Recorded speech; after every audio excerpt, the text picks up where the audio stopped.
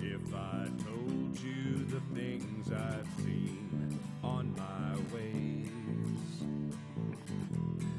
if I told you the things I've done in my days,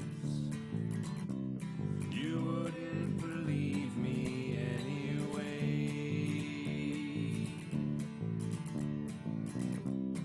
So it's best I just don't say.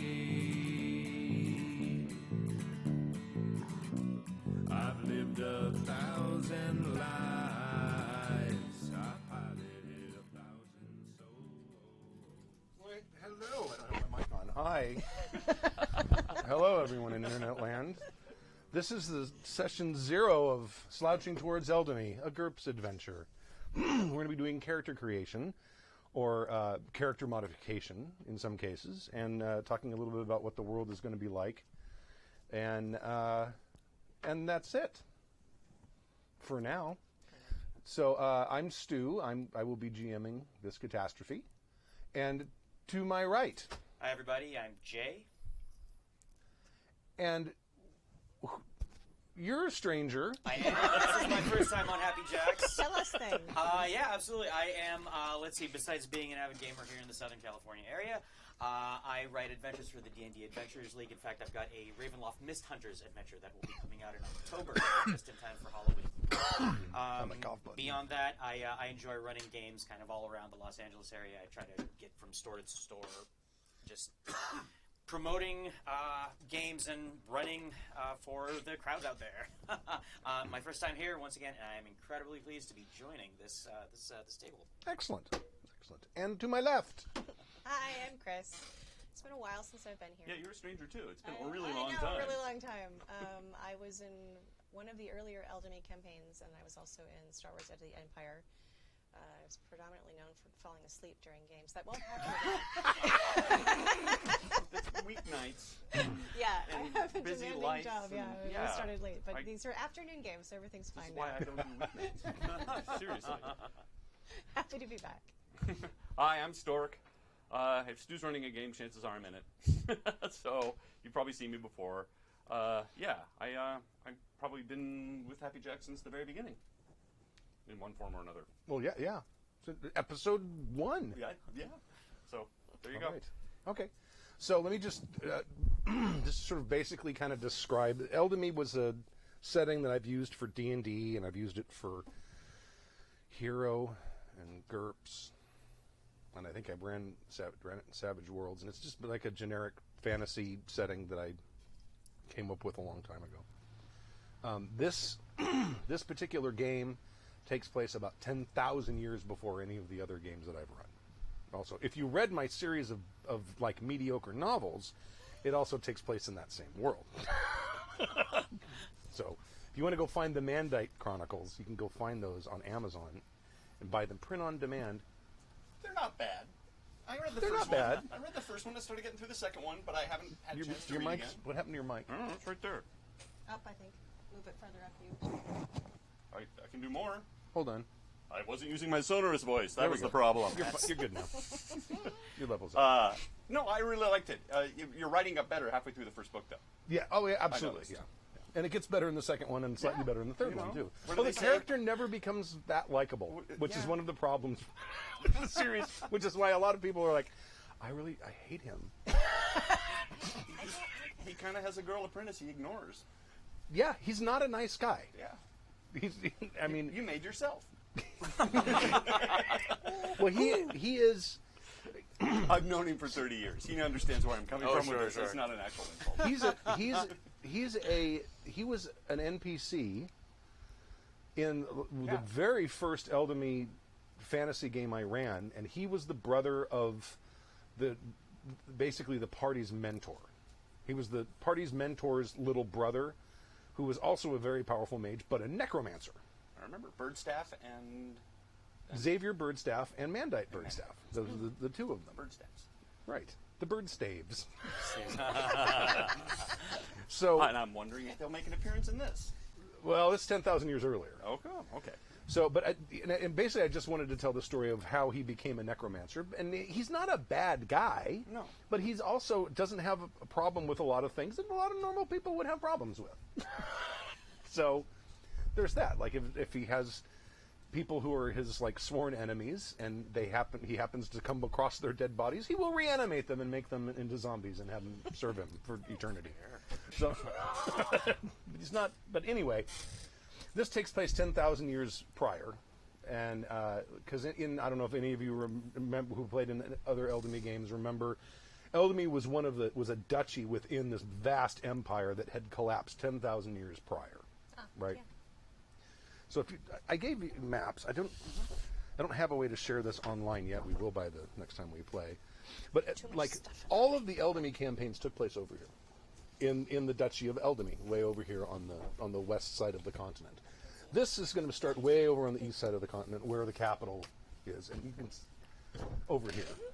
So, but see, there's a map. I'll post this somewhere because it's a really high res PDF. So I was going to make a giant poster, and then I realized I don't have anywhere to put it. So, but and this game will be taking place as the empire is starting to collapse. So there has been, like, this is very minor spoilers for the first 5 minutes of our game when it starts.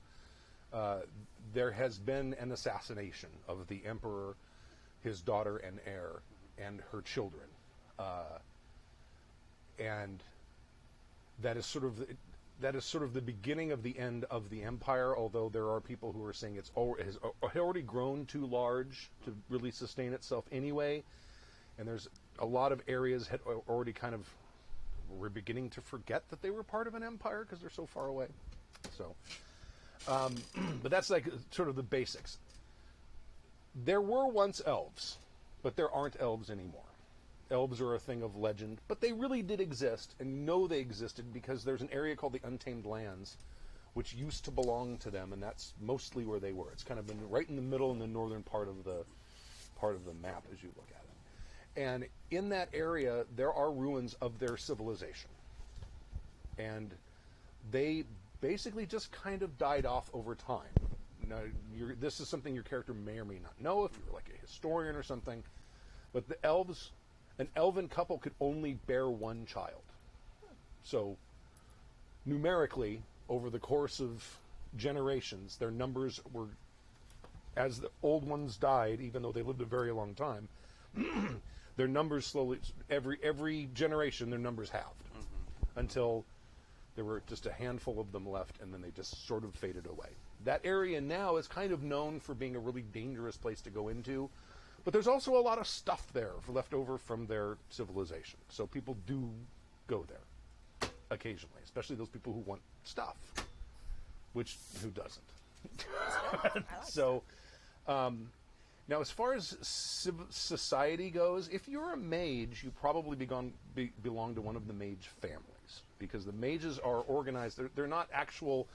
There's no familial relationship between members of a mage family, but a lot of people who sort of express magical abilities, if you take magery as an advantage, tend to kind of get either put up for adoption or abandoned or mistreated by their families, because mages aren't really trusted, and they're not.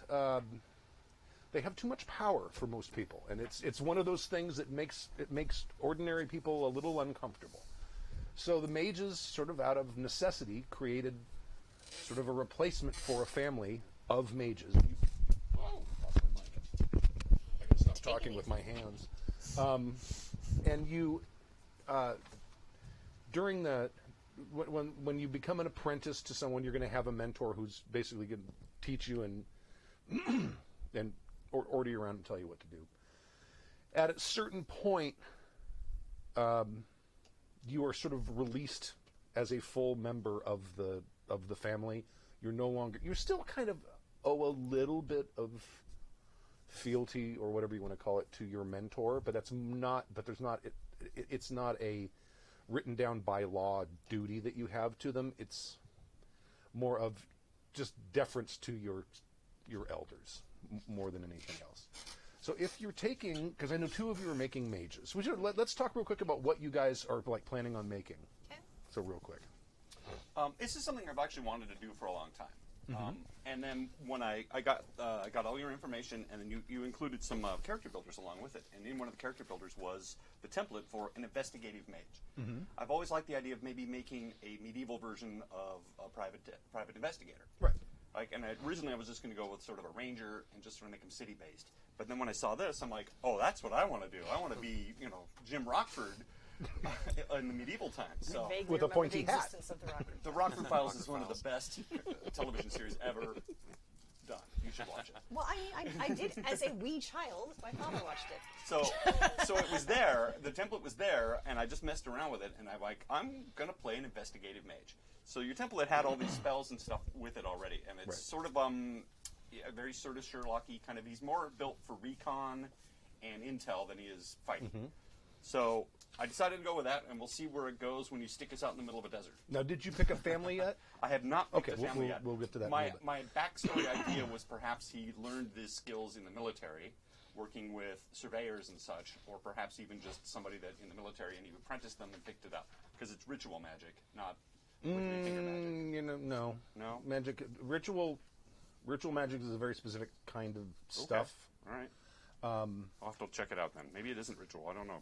Again, with the templates, it's a plus and minus. It gave me stuff, but I don't fully understand it. And it gave you stuff that you may not have the books with the rules in. Right. Some of it. I went one of the through- problems I went with these through- in the parsed character through some of that, but yeah. Right.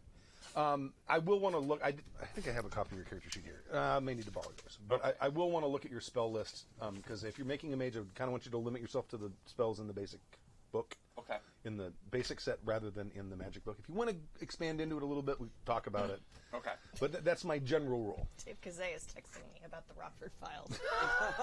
Dave Kazay. We miss you, Dave. I miss you, Dave. Where is Dave? He Where is went Dave up these to days? the great north. What? He's up in the Northwest too? Everybody's up there. Right. Wow. Well, it's because it's like 100 degrees and it's I should August. go back there. It's where I'm from. It's where I was born and raised. Here you go. Hi, wait Dave. Wait till the Miss you. campaign's over. So we'll talk about what family you would, because you would have learned this stuff in one of the mage families. Okay. And since I left all the information in my other bag, I'm going to need to borrow somebody else's. That's fine. The familial information. But carry on. Well, all that stuff is in the Obsidian portal site.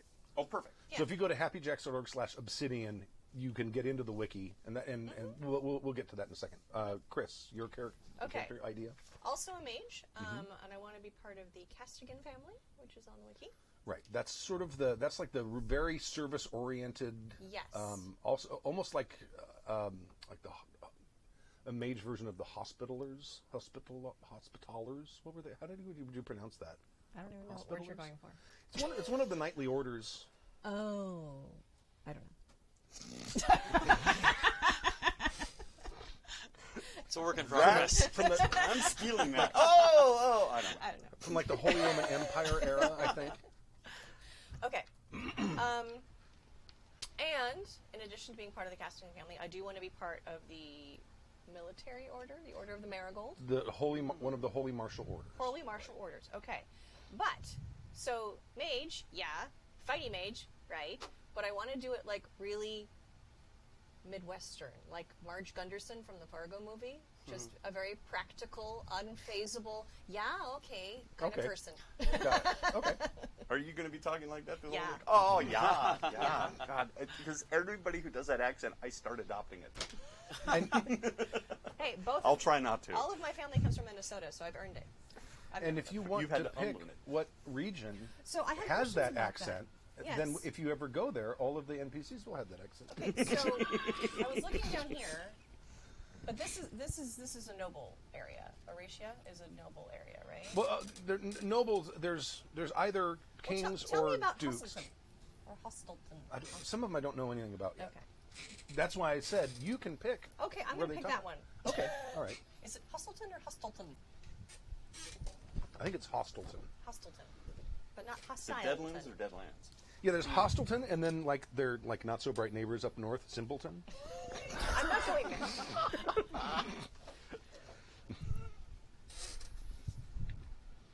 All right, so we'll say that the people from Hostleton sound that way. Yes. Okay. Now, let me just say that the Holy Martial Orders are they're sort of like service organizations. Some of them, like yours, was started by the same person who started your Yeah, I'm mage thinking family. much more of a healer role within the. Right. Okay. Right. And they are basically, most of them are fighty type people who sort of adopt an area because these sort of law enforcement branch of the Empire cannot reach all the way out to every place it needs to reach to. So these people basically sort of adopt an area that they just sort of look after. You know, and there are different kinds of holy martial orders. I mean, there's a and some of these, I mean, may not like. There's the Order of the Wheat Flower, and there's like those are like the ones that know a lot about agriculture and stuff like that. Not a very exciting character, but they're also, all of these are also military orders. So the Order of the Wheat Flower, when they all get together, and there's probably 90 or 100 of them, so they're like a company or something. They're badasses on the battlefield. So they all know what they're doing when it comes to fighting. But they also, all of them have something else that they do as an expertise that they use to try to serve whatever community it is that they adopt or that adopts them, or however that works. And in some cases, you have situations where there's a small farming village, and then the farming village just fails. Like there's crop failures or famine or a drought or something, and all of a sudden everyone kind of leaves, and that person's abandoned. That marshal is abandoned, and they sort of walk the earth. Right. So now your character, what is it? Well, since we have two magically inclined characters, I thought I would make a martially inclined character. Excellent. And so I was thinking of making a bodyguard type, a little oblivious, not too bright. Okay. And a little more used to just physical activity, being the heavy-handed one. Okay. All right. Now, background-wise, are you looking at making like a martial character, or are you looking at someone who's maybe from like a shadier? I was wondering about that actually. I do want this person to be sort of within the law. Okay. So more of a martial character, with relatively loose morals, as sort of Totally can exist. Absolutely. try to get away with as much as he can, basically. Okay. And I was wondering about, I haven't chosen a family yet. I was wondering, do we choose like an actual member of the family, or do we choose somebody just affiliated with a family? How do you mean? Like if I create this character, is he going to be a scion of the family, or is he just going to be like, okay, he just swears fealty or has allegiance to? That's going to be entirely up to you. Okay, all right. Now these order the families are mage families. These are gotcha, these are just the families that mages have organized themselves in as a way of sort of like self-defense more than anything else, right? So, and they're like mage guilds, and each one is very powerful, and they do get in conflict with each other occasionally. So, but like if you wanted to make like a martial, like one of the holy martial orders, you could make a character who is a member of that, and it may be that you just haven't picked, or have not, or maybe you had a place that you were looking after. Oh, sure. So that's entirely up to you. Okay. I would suggest you not have a place that you look after, because one of the things that's going to happen fairly early in the game is you'll be traveling a lot. Yeah. I think at this point I thought of this character being more the sort to find their place in the world. So maybe you've like gone through the training. Yeah. And you've earned your badge of office or whatever. And at this point, you're going to go out and you're going to try to find who it is that needs your help. But if your character's a little on the shady side, it's like, I'm going to find some place where I can make a lot of money. Sure. Okay. Exactly. And there are a lot of these martial holy orders have sort of, some of them have been in decline and some of them have been disbanded. Oh, okay, gotcha. So there are people wandering around who used to belong to these holy orders, and someone might even recognize the livery and say, "Hey, you're a member of that." And it's like, whatever. Okay, all right. So there's a lot of, and in the wiki, there's a list of several of them. Those are like the major ones. There's also minor ones if you want to make one up if you don't like the ones that I got. Sure. Because there's like I only made 3 in here. There's the Order of the Wheat Flower, Marigold, and Oak. Oak is the inventive one, right? Oak is those are the ones that those are the ones that do like what's the term I'm thinking public works. Oh, right, stuff right. like There that. we go. Yeah. They make aqueducts and make sure that they're almost like civil engineers. Sure. Okay. And they're also the ones that like in times of war, they're the ones that make they're combat engineers, and they're the ones that make trebuchets and Oh, sure. Right. shit Right. like that.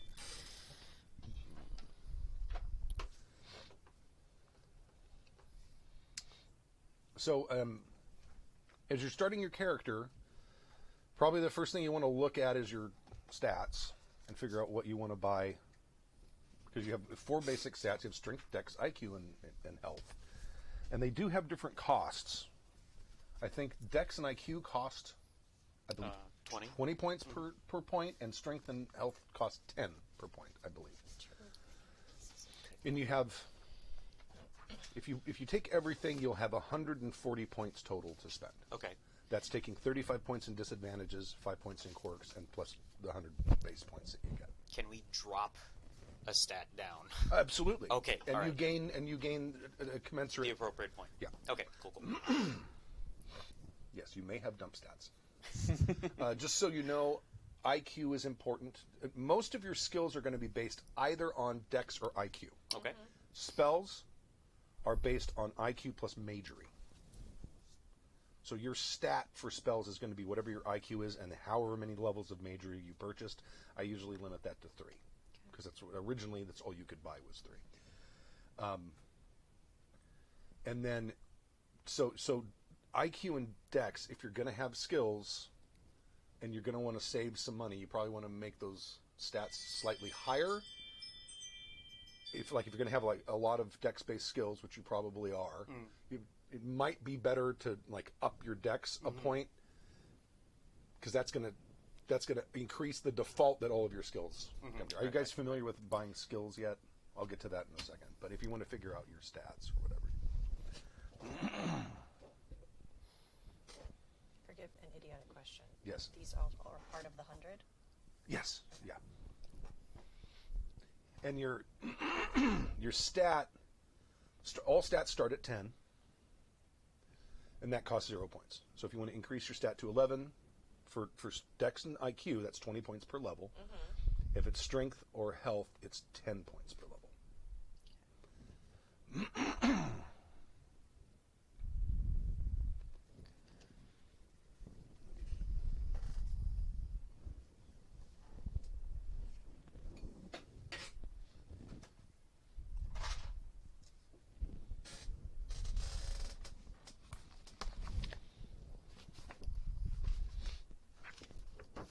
Now, I made charts, and they should be in there, because of when you get to advantages and disadvantages and skills.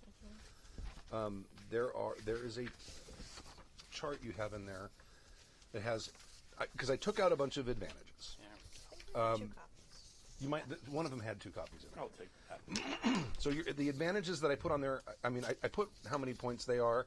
I didn't put anything about what they are, but there's some advantages like, I don't even know what would be called, like 0G affinity, meaning like in 0G you're really at home. Not particularly applicable to Exactly. this setting. So I took out a lot of the stuff that isn't applicable.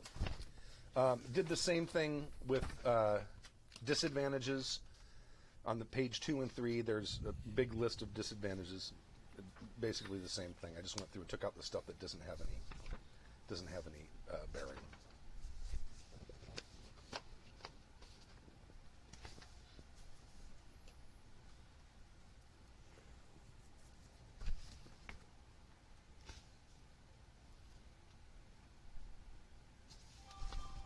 So, if I want to do absolute direction, it says 5 or 10. Yes, it will say. Oh, here, you've already selected it for me. Okay, 5. The 10 one is probably more 3-dimensional, like in space.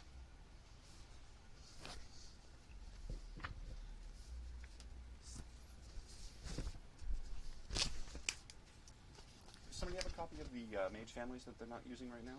It's on the Okay. happyjacks.org / I don't obsidian. think that's printed out. It's not. Yeah.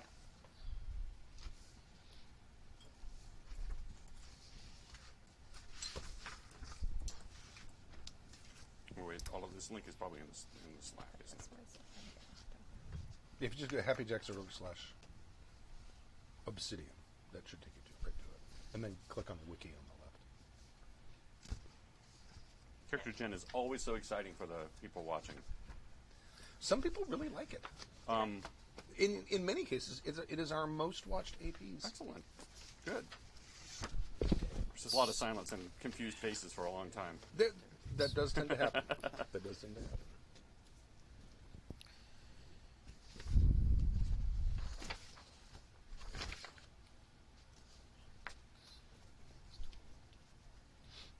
And the reason I set, I mean, a lot of games, a lot of GMs set the disad limit extremely high. I tend not to do that because I like to lean into the disadvantages. And if you take like Stork originally, his character took like 100 points in disads, it would have been a living hell.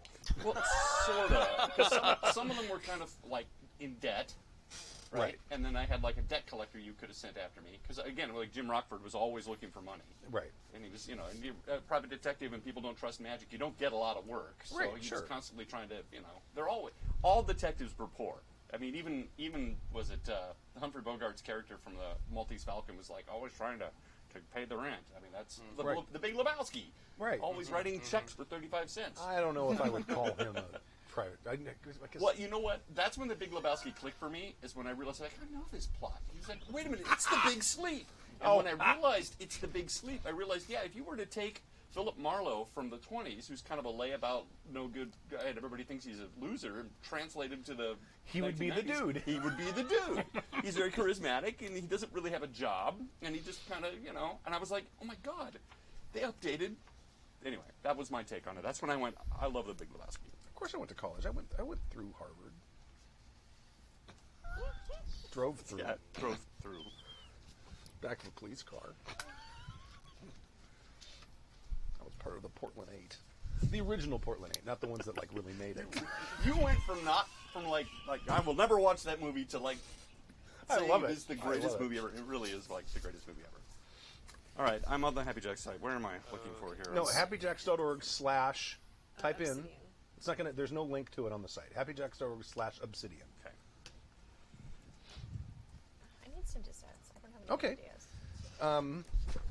Well, let's see. Good disads that make my life interesting. Impulsive is always a good one. It doesn't fit my character. It doesn't fit your character. Okay. I got that one for you. Okay. I got that covered. You might have a sense of duty. That sounds likely. Okay.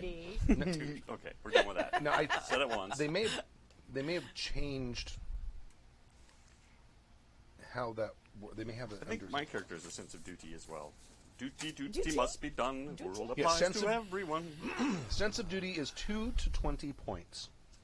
So if you have to kind of figure out what your sense of duty is to. Like, you could say to protect the innocent, to help those in need.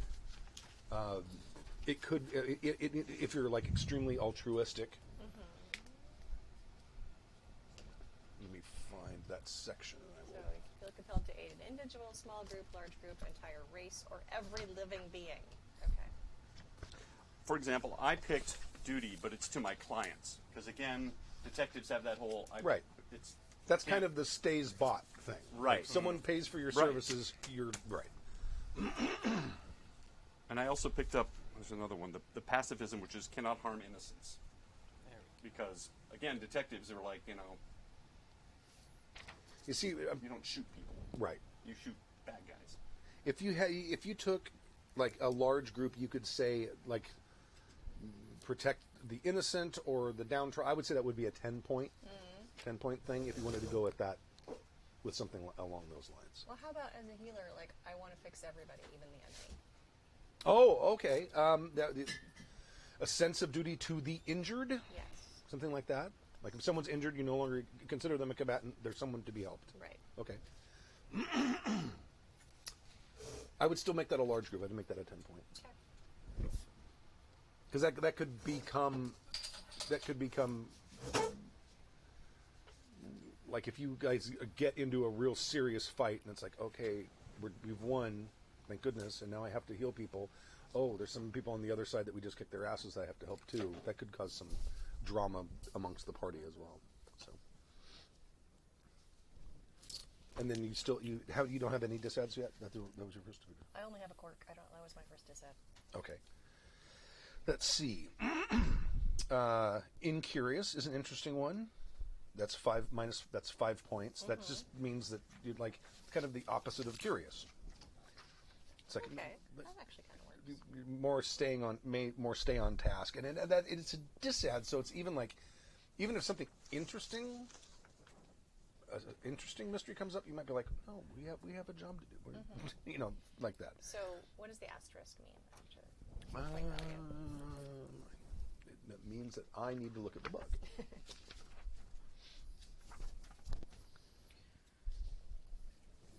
Incurious, 5 points with an asterisk. You hardly ever notice things unrelated to your business at hand. Make a self-control roll when confronted with something strange. If you fail, you ignore it. You react at -1 to new things. I don't know why it has an asterisk next to it. Oh, you know what the asterisk is? Because that means you make a control roll. Which is will, which is your IQ. Okay, so I have majory Now, and an ad. how many levels of Majory did you take? I don't yet. I just wrote Okay. down 5 question marks. Because Majory has level, you can take up to 3. I think the first level costs a little more than the rest of them. Let me just double check real quick.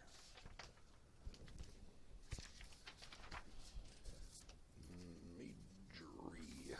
Oh, it's 5 points per level. But you have to buy it from 0. So if I'm not an apprentice, I'm fully qualified. What level? Well, the Majory represents sort of your intrinsic talent with magic. Oh, okay. It's not necessarily a trained thing. Your skills are more your spell skills are more of your training. So it's 5 points for Majory 0 and 10 points for every level thereafter. So you have to have 5. That gets you to Majory 0, which means you have basically sort of like a magical awareness. There are a few powerful spells when we get later on in the game that will have a minimum Majory level. Usually it's 2, but there might be some that have 3. 3 is kind of the default level, because basically you're buying up a cheap stat. Because IQ is your stat for this, but you add your Majory to it when you figure out your default level for your spells. So if I were a level 3 mage, it'd be 35.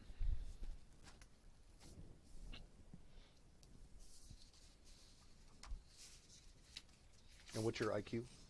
You haven't figured that out yet? No. And the thing about playing mages in this game is if you're a combat mage. Now, if you're not a combat mage, this doesn't matter as much. But combat mages in GURPS kind of have to be generalist characters. Right. Because you have to take your IQ and all of your Majory stuff. Why are people texting me I when they don't know I'm streaming? Very people. I'm just ignoring some people who are texting me. Just saying.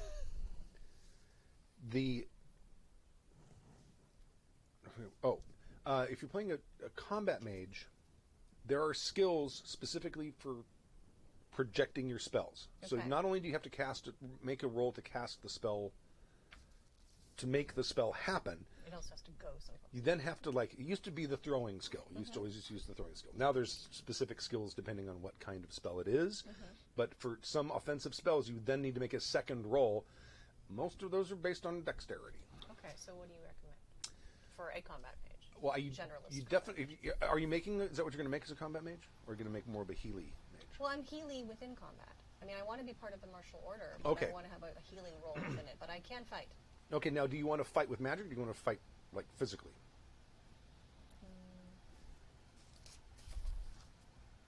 You can do either. I'm not trying to steer you in one direction or the other. I think magic. Okay, all right.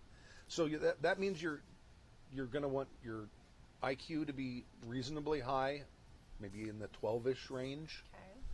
and probably because that's going to give you 12, 13, 14, 15. That's going to give you a 15 net for when you start buying your spells, which is pretty good. And then your dex probably around the same. Okay. I would think at least starting. Yeah. If you have extra points and you can end up having an extra 20 points to spend somewhere, it might not be a bad place to put it. Where am I right now?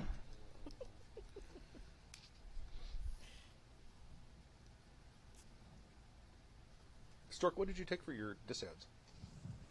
My disads are.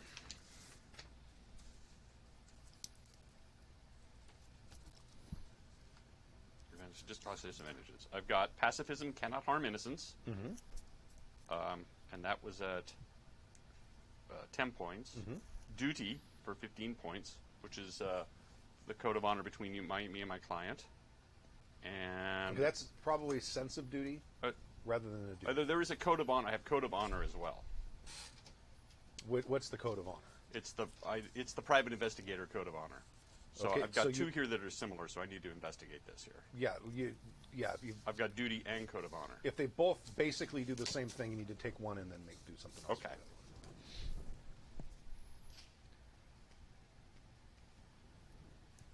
So where are you point-wise? I'm at 89, but I haven't filled in Oh, okay. those two. I believe.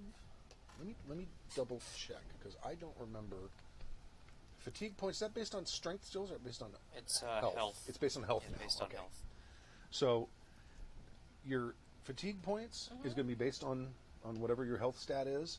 Those are your magic points. Oh, I want that. So when you start casting spells, you start eating that up.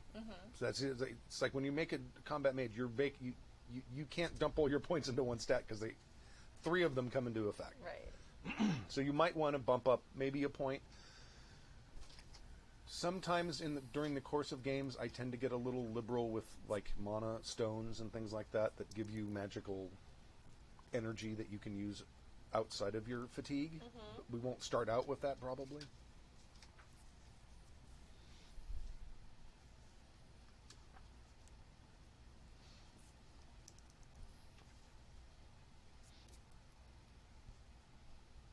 And those are 10. 10s, yeah. Yeah, those are both 10s.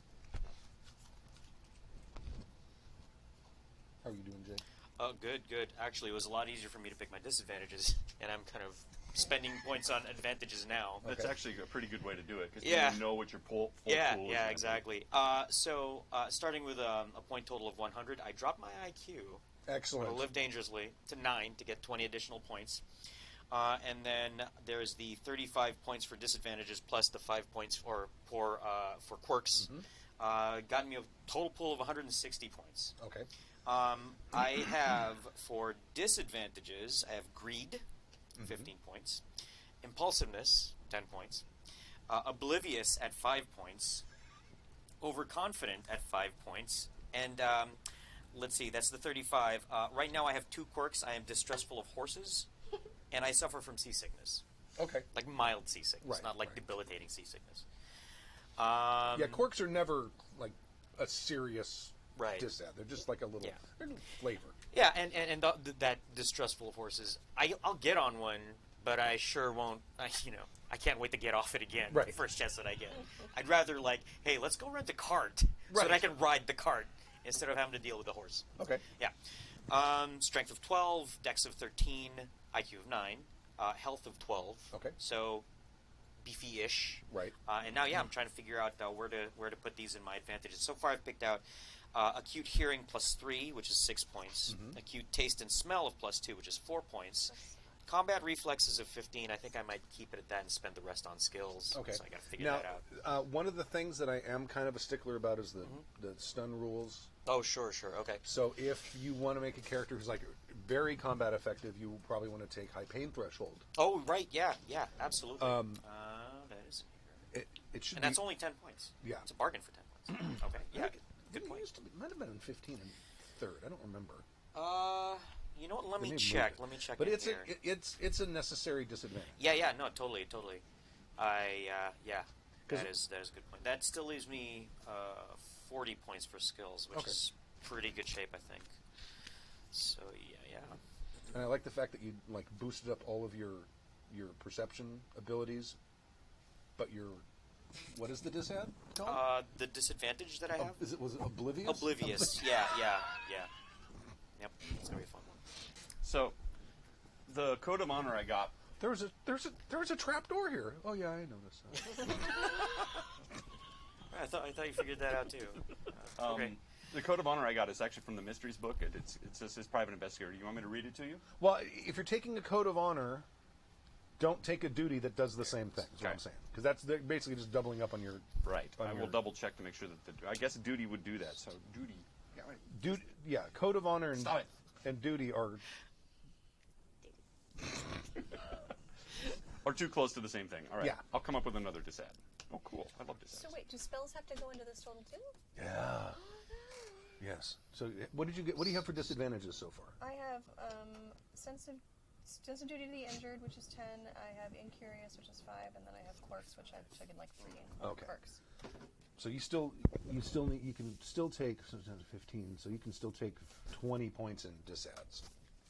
Let me go through them because that every time you take a disad, you're adding to the points that you can spend on spells and skills.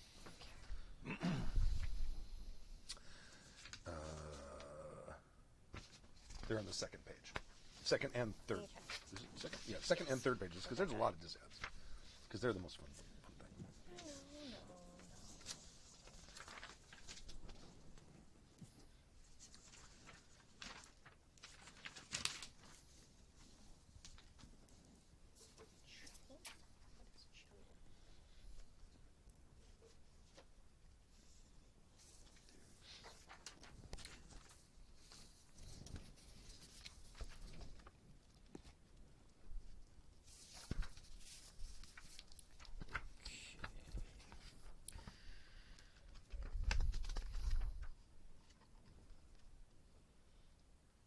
I wonder if you might take Disciplines of Faith. Let's see.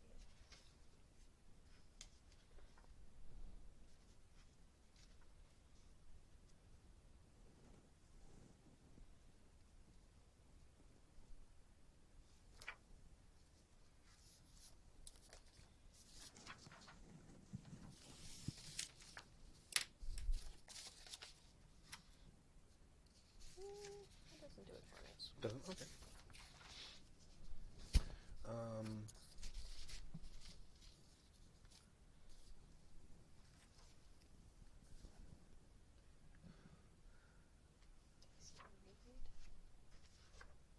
Oh, that might be a good one. There's other things like that means basically that you're like a terrible liar. Correct? Yeah. Okay. There's also honesty, and I think the other one is called law. Is it lawfulness? They may have changed it. Oh, they may have incorporated all into honesty now, because there used to be. Oh, the other truthful. I think is the other one. They still call it truthfulness. Okay, I'm taking honesty. That sounds good. Okay. So that means you follow the law.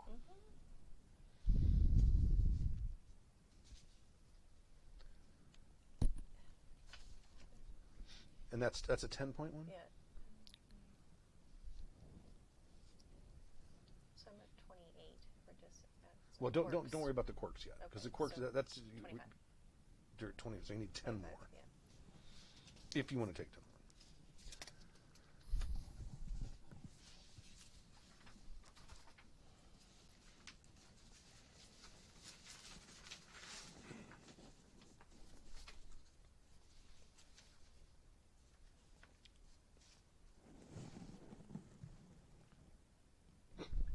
I just noticed I put there's some editorializing. For no sense of smell / taste, I wrote, "This is a bullshit disad." Well, I actually had no sense of smell for a long I know. time. And But and in game, sorta. it's not a. How often do GMs poison players or anything where it would be? Yeah, but yeah. And I the mean, thing- in real life, it is it's a disadvantage. yeah, But in a role playing game, and it's not like all sense of smell is gone. It's just kind of it's like you don't. It's not really as strong. And it's like so if you put something rotten in your mouth, you don't spit it out immediately. Like this doesn't taste right. Or other people are like "Bleh." right? Or like- like they open something up, like immediately just. That I have very sensitive. I could also do truthfulness because that's not the same as honesty. Right. And that's a 5 point. Yeah. Correct.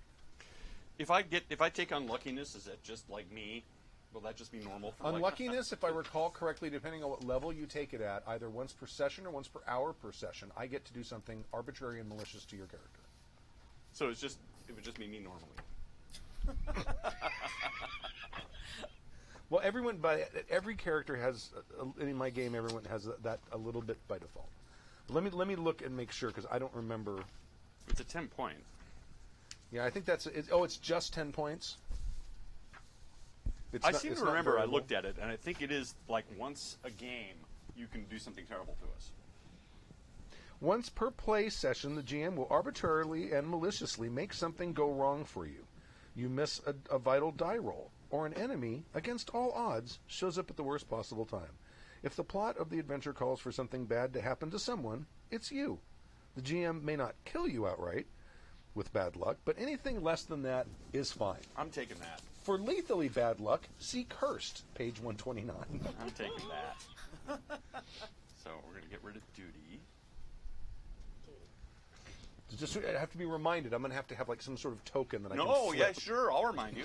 Yeah, that's going to happen. And you're like one of those little hourglass things from like the You Brazilian won't barbecue. need to do anything. I'm just going to roll like all ones, and you're going to be like, No, see, I get to like rob you of the chance of rolling. It's like, that's oh fine. no, you missed. Yeah, I'm taking. You missed that dodge. You get hit with the sledgehammer in the head.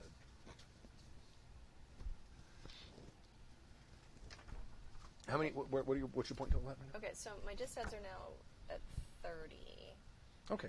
and then so it's these and these can go to 100, right? These plus these. Skills, advantages, spells, and stats will be can total 100 plus whatever you took in disads. Okay. Well, I don't have any skills. We haven't gotten to that part yet. Yeah, save points Okay. because spells are skills too. Each spell is. There are a type. usually only one, but yes, if you want to specialize better on yes. And here's the problem I discovered: is you need certain spells to get other spells. Yes, so you there's end up buying a bunch there of is a garbage spells. prerequisite. Like I have to, like I wanted the Seeker spell, which you can chant something and then you can find it later. Right. But I needed to get two other spells that have the word Seeker in it, or Seek in it. So I had to Right. get Seek Food and Seek Water, which Seek food could come in handy. maybe. Seek but- water could come in handy. So I had Yeah. to spend 2 more points on spells that I may or may not ever use or aren't that useful to get the one I wanted. Right.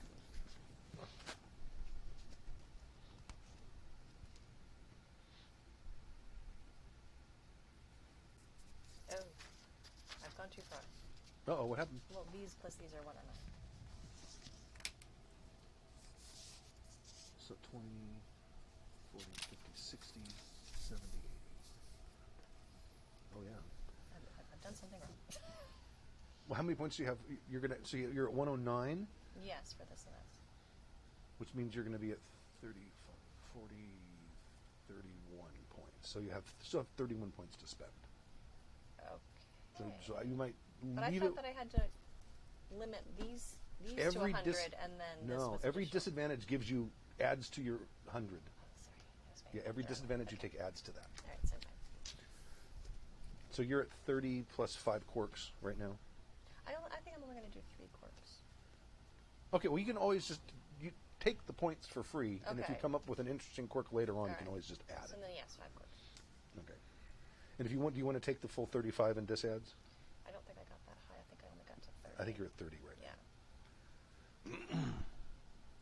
Let's see, 5-point disads. Compulsive behavior, curious. I've already done incurious and then more. Oh, yeah, you can't do that. How about chummy? Chummy's a good one. And there's 2 levels of it. Let me see. Yeah, I don't want the gregarious one. I just want the chummy. Okay, I think I'm going to take Charitable. there you go. It's make a self-control in any situation where you would rather aid or are specifically asked for help, but should resist the urge. Right.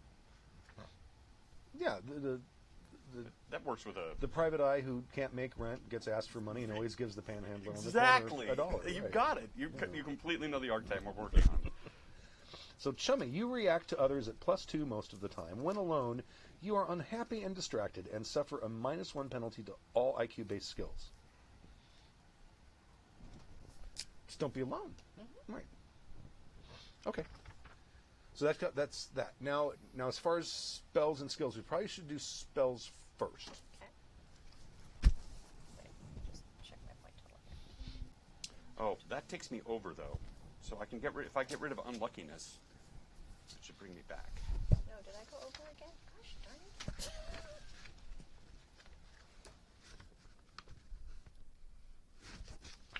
I don't know. I think I put. I've got the one unspent for the quirk I got. Now, I should have made a printout for everyone of page 170 from the basic rulebook. If you're when you start buying your Skill skills, buying, yeah, so you can.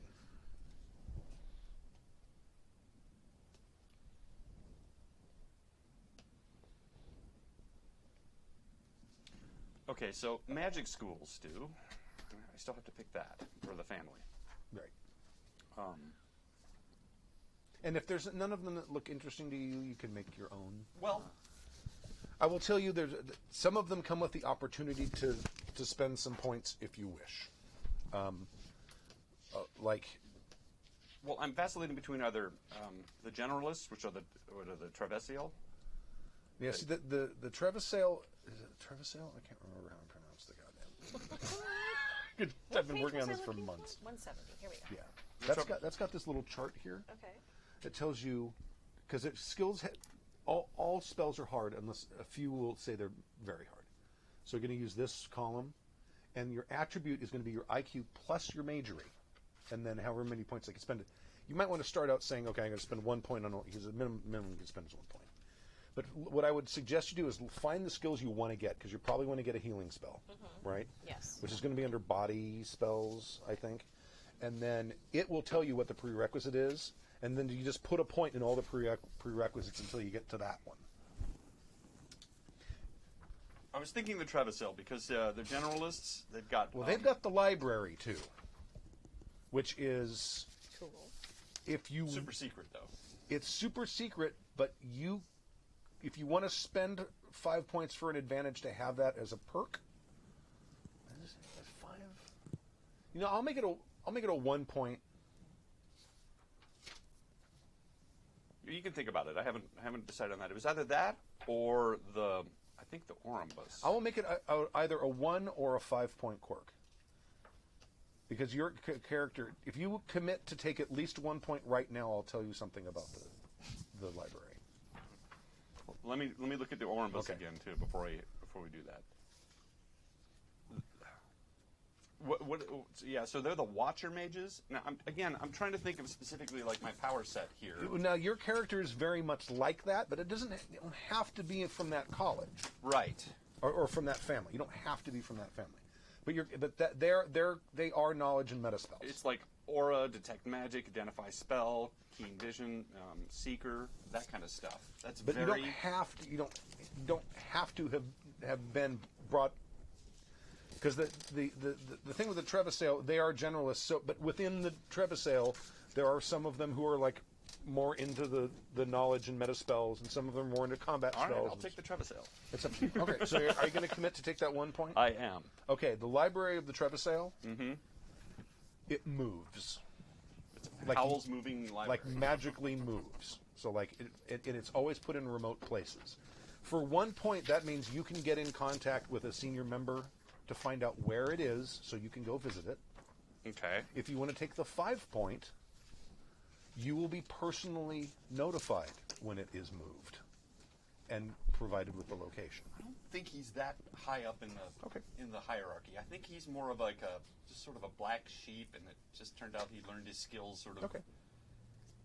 Either Either is fine. Either is fine. My backstory is that he was in the military and picked up these skills almost by accident. Like, oh, you have an aptitude for this. Right. And in assisting another mage, picked up the skills by watching and doing and stuff. Okay. But he never fully like went to the school and like he wasn't Dr. Strange working with his. Well, it may have been that whoever was that noticed that you had an aptitude for it happened to be a member of that family. That's what I'm saying. Just took you on. Yeah. Okay.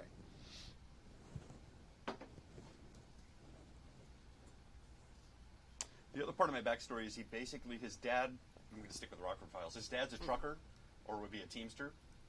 So he drove carts and wagons around, and sometimes he would leave at home for days or weeks, And so he kind of grew up on the streets and ended up joining the military at a younger age just to stay out of trouble. But I would start with spells and then go back to skills, because because first aid's nice to have, Yes. but and there's also a much shorter spell list in the basic book, Okay. so which is a little more manageable. It has its whole own section, I'm looking. and Magic. I think you're in it. I'm in. Okay. And I think they're organized by college, if I recall correctly. no, it's alphabetical. Is the whole thing alphabetical? Air spells, earth spells. Okay, yeah, it's by college. Okay. Fire spells. So what you're looking for, for a healing spell, it's under healing spells, and I think the only one it's going to give you is lesser, but you can take the greater one out of the other book.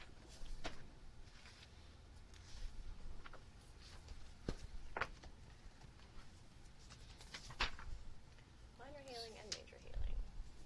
Oh, it has both. Okay. And great healing. There's 3. Oh, okay. So, like, great healing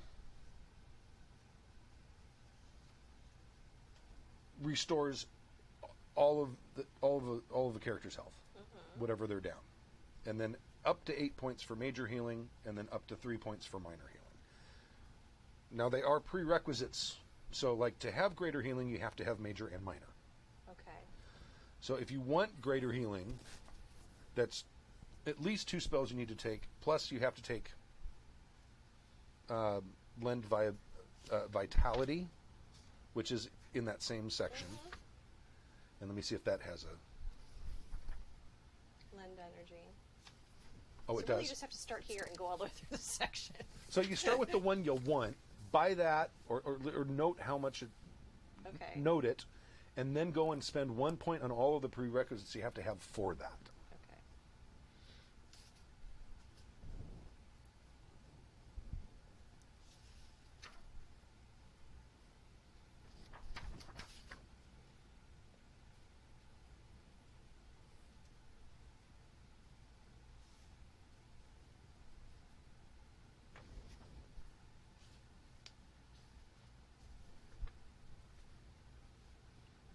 Lead and energy is actually very handy. Like if you have a lot of mana and like Stork's character doesn't for some reason, you can always say, there you go. Whip.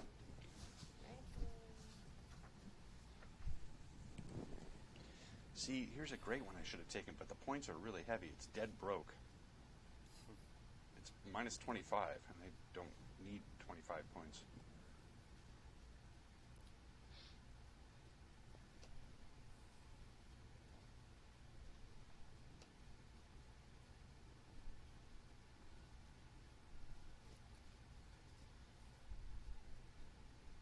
And then if that's a major part of your character, you may want to rework your disadds and take that instead.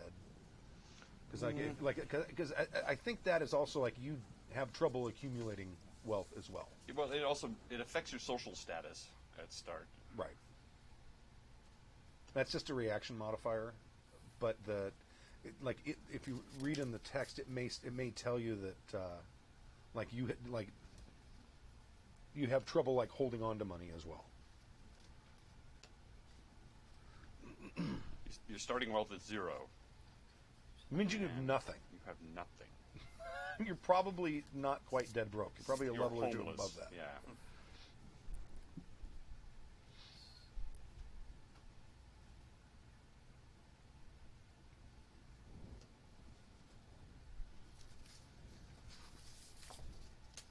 Okay, so is this right? I have great healing for 20, the major healing, you just said 1. And then these other ones, they don't have a specific cost value associated with them. Really? It says any amount. Minor is 1 to 3. Oh, sorry, that one does. But lend vitality and lend energy. That is because the cost of that is like if you lend vitality to someone, you're basically healing them by taking the damage yourself. Oh, okay. And the other one is doing the same thing with fatigue. So it's basically transferring your hit points or transferring your fatigue to them.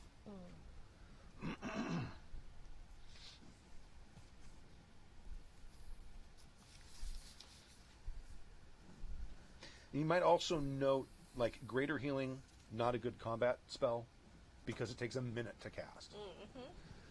Whereas minor and major healing takes 1 second. So, like, if you're looking for something like during combat, that is not greater healing. Right. That's bringing somebody back from Right. the death. And then if you want to look at something more offensive, like a fireball, or I mean, there are.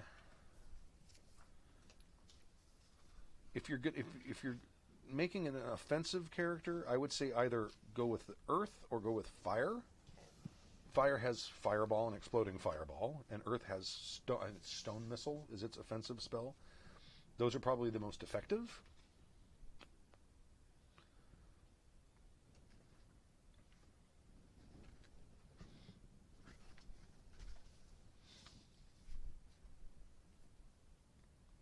And fireball is one of those spells that you're like, if you cast it for 1 turn, you do 1d6 of damage.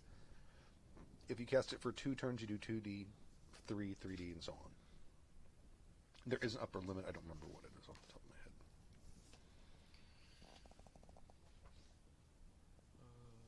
Let's see. I'm looking into taking like a weapon skill of some sort. Mm-hmm. What does the default in each skill indicate again?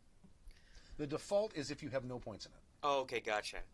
Okay. So when you figure out what your skill level I is, see. Okay. Yeah. So, for example, if I want to take a skill in flail, a couple of levels in flail, it would automatically default my axe/mace to whatever it's indicated, as opposed to what it normally would be. Right. Gotcha. Okay. Cool.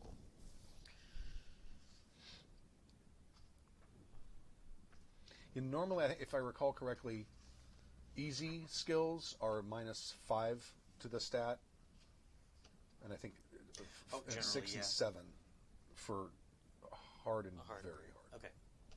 Cool. or average and hard. So Stu, I built this character with 2 weapon skills. Speaking of weapon skills, because what I really wanted to do was have. I Like noticed you had a weapon and you did not have skill in it. You had a fencing. I have Something, a rapier. but you do not have the fencing Well, skill. what I was going to ask you was if I could do a sword cane, because I want to use a staff. Yeah, I would use a rapier for that. If you want to take the skill, though, to be, because I looked at your numbers, were abysmal in it. Yeah. Taking a point in it will probably bring it up to it, at least a chance that you can. I think I don't know if I'm pretty sure I bought it. I'll Fencing. double check. It doesn't look like it from the. Fencing or rapier? I'll double It'd check. be fencing. Because the way they do combat skills is there's a lot of melee combat skills because different weapons. It's GURPS. Different weapons need their own skills. I have the rapier skill. I don't remember there being a rapier skill. I remember it being 2 fencing. points. It's in. It's in under basic melee weapons. 208. Is it? Basic Yeah. 208. I don't have my basic book. That's it. What do you want to see? And I have 2 points in it. Why didn't it? Because your to hit was low, wasn't it? Dex +0. What is your? Because I looked on that chart and it looked low. Can I see? Is it a print out your character sheets in there?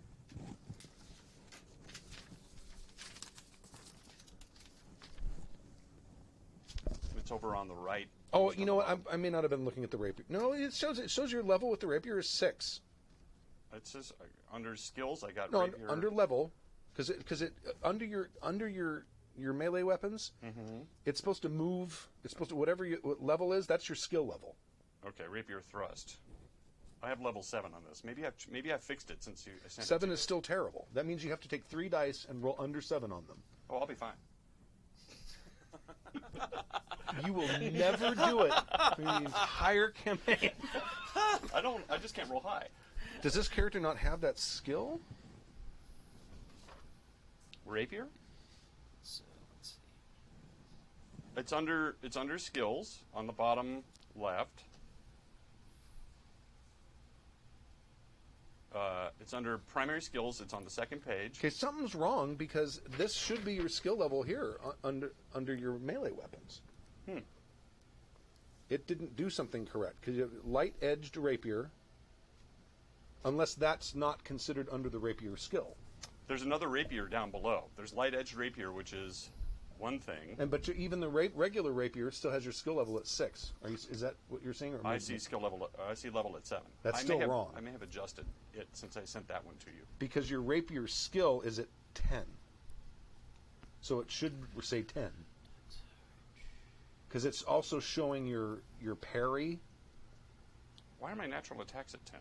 I guess that's just... It didn't do something right, huh? Okay. Well, anyway, I wanted like a sword cane so I could use it as a short That's fine. staff Right. to knock people unconscious, like, you know, because you're trying. Now there's a staff skill too. Yes, there is. There's and it comes in different lengths, and then Right. a rapier skill for when I have to when get things get serious. right. Yeah. Right. Yeah, that's fine.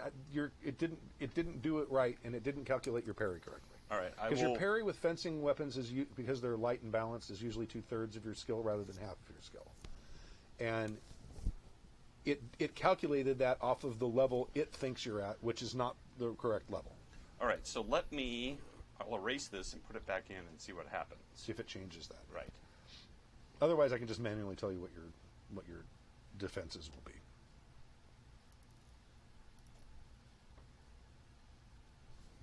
Did you say fireball or explosive fireball? It depends on how many points you have. If you have the points for explosive, you might want that. Explosive, that's the only difference between them is it's an area effect. So it's like it's like in the hex where you drop it, it is like let's say a three dice fireball. The hexes around it will be a 2 dice fireball, and the hexes around those would be a 1 die fireball. So I'm like it's a good area effect spell.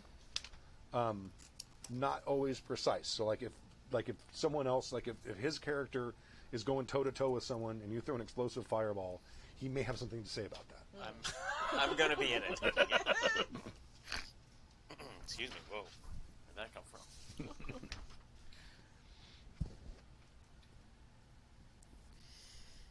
Okay. So a lot of martial skills for this character. I should probably pick some social skills. At least a couple. Oh, that's right. They changed how the fireball works. Fireball is way more powerful now because you can dump as many points up to your majory per turn, and each point you put in is 1d of damage. So if you have majory 3, you can put in 3 points, and then 3 points, and then 3 points, and do a 9-die fireball, So which is fireball's going a to kill respectable choice. anything. Okay, I'll go with fireball. Well, maybe not a dragon, but I mean, people, it's going to murder them. And that requires majory 1, create fire, and shape fire. Okay. And so you need ignite fire, create fire, and shape fire.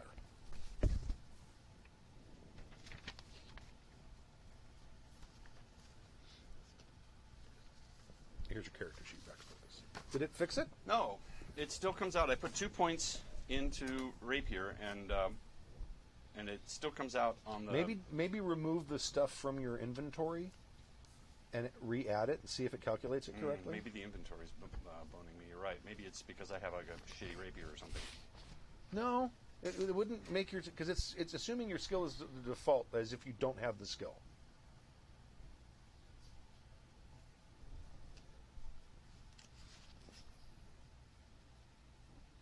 Is there like a recalculate option somewhere? No. Oh.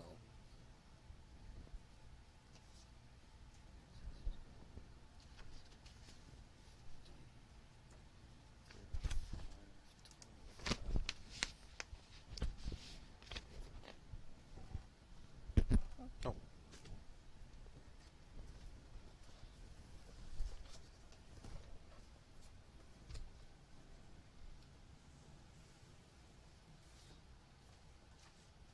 Yeah, so light edge rapier comes out at. Once I deleted the rapier from my.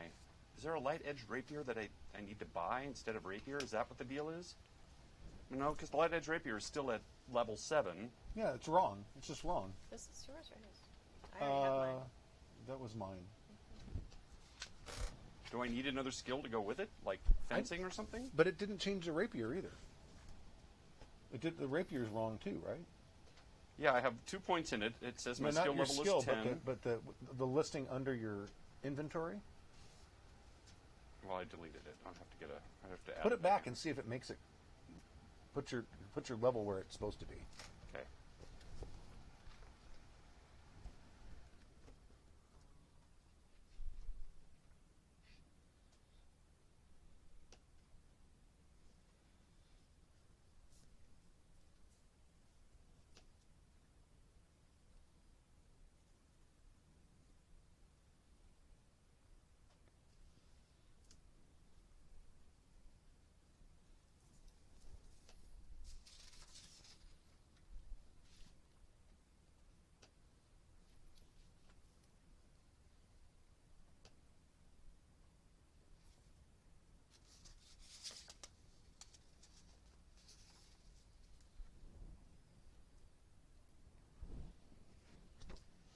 No, it still says thrust level 7. Parry is 5F. It's wrong. Includes modifiers from encumbrance. That's why. It's encumbrance. Encumbrance shouldn't affect either your parry or your skill level. Well, if my skill level is right, but then I'm encumbered, it might affect my parry. Encumbrance affects your move. It doesn't affect. I don't think it affects your skills. It says it is here. I'm encumbered at 120 pounds.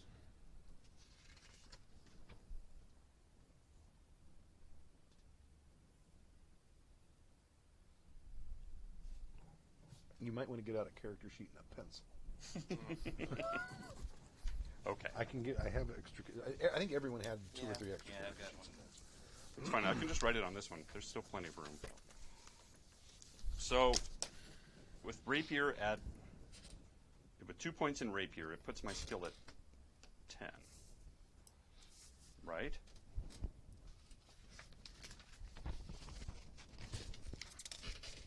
Is it average? An average skill? Combat weapon, melee combat, difficulty is dex. There's no penalty due to encumbrance, it says on it. Is it? I'm looking. Prerequisites, doesn't require anything. It doesn't say. 2 points in, I got 10 dex plus 0. Okay, so it's an average spell or average skill. It's in B208. I don't have a basic book. That's wrong. Okay. So under your So how many points do I need to... no, it's wrong in that under the listing for the equipment, it's not doing it right. I understand. So your So level needs to be what your level is, 10 or whatever. Oh, all right. So if I want rapier 10, I need to put 10 points into it. No, you put in the correct amount of points. Okay. So you should have made the character by hand because you don't know how the game works now. That's the problem with character. Okay, I'm just trying to suss through this. 2 points gives it to you at level for an average skill. Gotcha. So you have it at your dex, right? Your dex is 10, I assume? Yes. Okay. So it's at 10. So instead of it saying 7 or whatever it says, make it say 10. Perfect. And then I have to check the basic book, but you're going to use 2/3 of your rapier skill, and that's your parry. But there might be a modifier on top of it as well. I have to check the skill. Okay. I have to check it. Now, is it the same with the pole arm then as well? I don't know what the parry. What is your? Do you have a polearm skill? Short staff. Sorry. You took the staff skill. Mm-hmm. Short staff skill. What's your level in the short staff skill? It is 2. 2 points. No.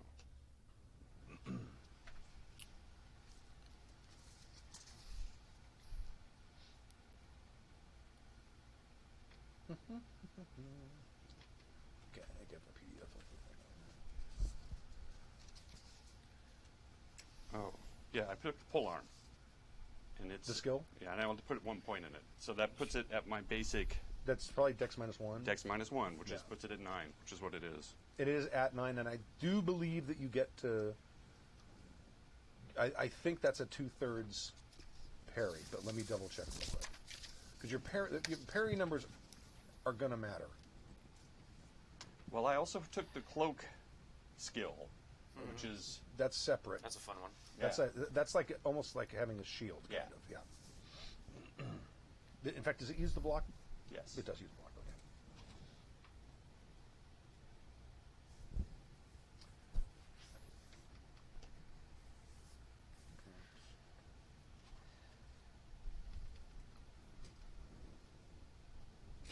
So you took the rapier skill. Let me find it.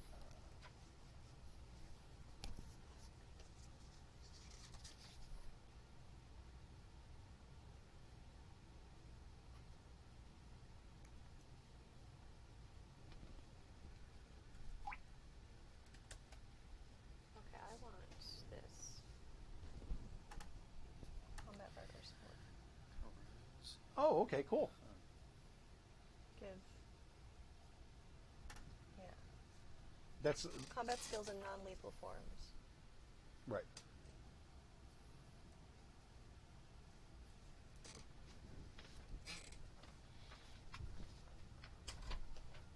Okay, so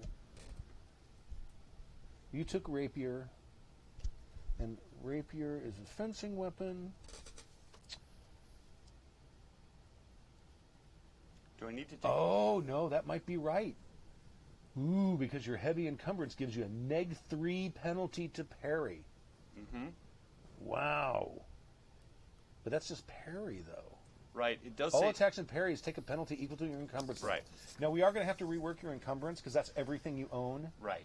What we need to do is take out the stuff that you like. Like if shit got serious and you're going to get into a fight, you're not going to like carry your briefcase and your Right. journal and all that shit. Exactly. You're going to have what's going to be on you when you're in a fight. Exactly. And So- that's what we really need to know. If we're using the for your encumbrance rules, I can get rid of a bunch of this shit because I just I went on a buying spree. Like, ooh, that's fun. Ooh, that's cool. Right. So like, I don't really need my evidence collection kit. Well, you might have that shit, but you might have that stuff in like a backpack or a Right. or a chest on a wagon or something. Okay. You know, I mean, you might own that stuff, but I wouldn't take it out of your inventory for now and just note it somewhere else, and get it down to like armor, weapons, whatever Gotcha. weapons you normally would fight with. Because that's what we really need to know. Because your move is the main thing that changes. Right.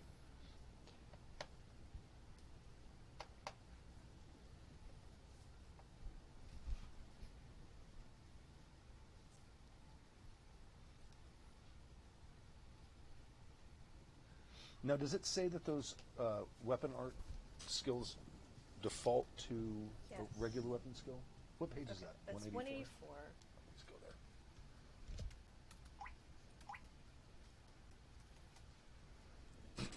Combat art. Okay.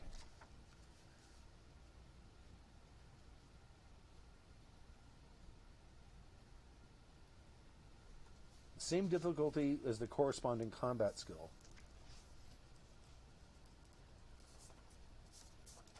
So they default to each other at -3.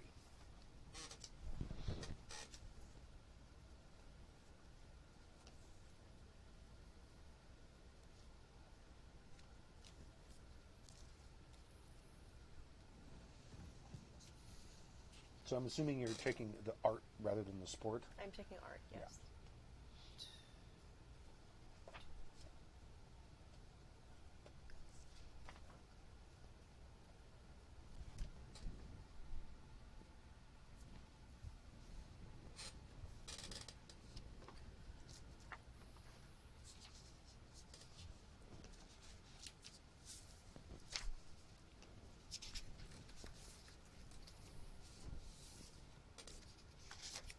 All right. It looks like okay. I'm now at medium, not heavy, and so that moves my dodge to 6, not 5. Yeah. Oh, did it change your dodge? Okay. And my move. My move is now 3, not 2. My dodge is now 6, not 5.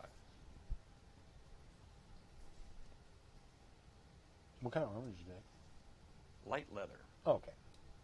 And I only got boots, arm and torso. Oh, I should get rid of the leg. I don't need leg. No, and leg. I'll hit you in the leg if you don't. I will hit you in the leg. Well, what's interesting, I also Sweep the leg. I also have a leather jacket, and I don't need the leather jacket because I've got a long coat, so that can go away. I'll move it to the other container. That's You can take like a sword, like broadsword. Oh, staff. Okay.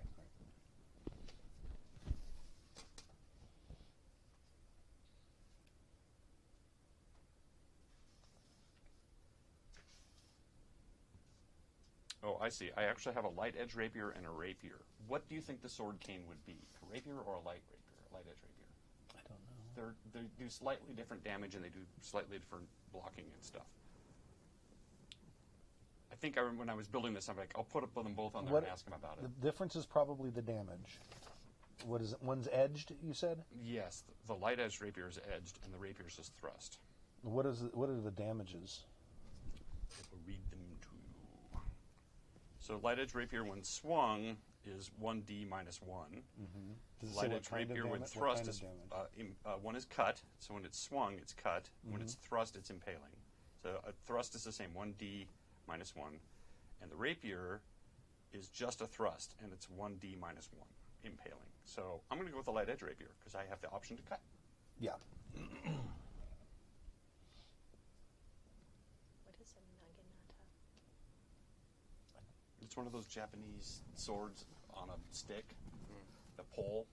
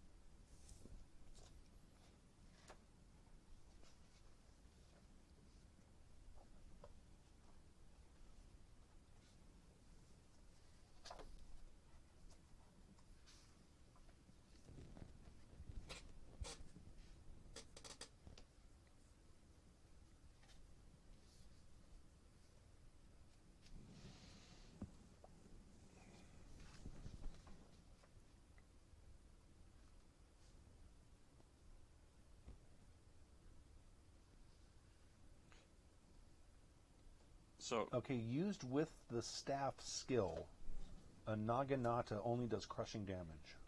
I'll stick with quarterstaff. Okay. actually, it's $1.25 quarterstaff. I'm not telling him that. It's my favorite cartoon, like ever.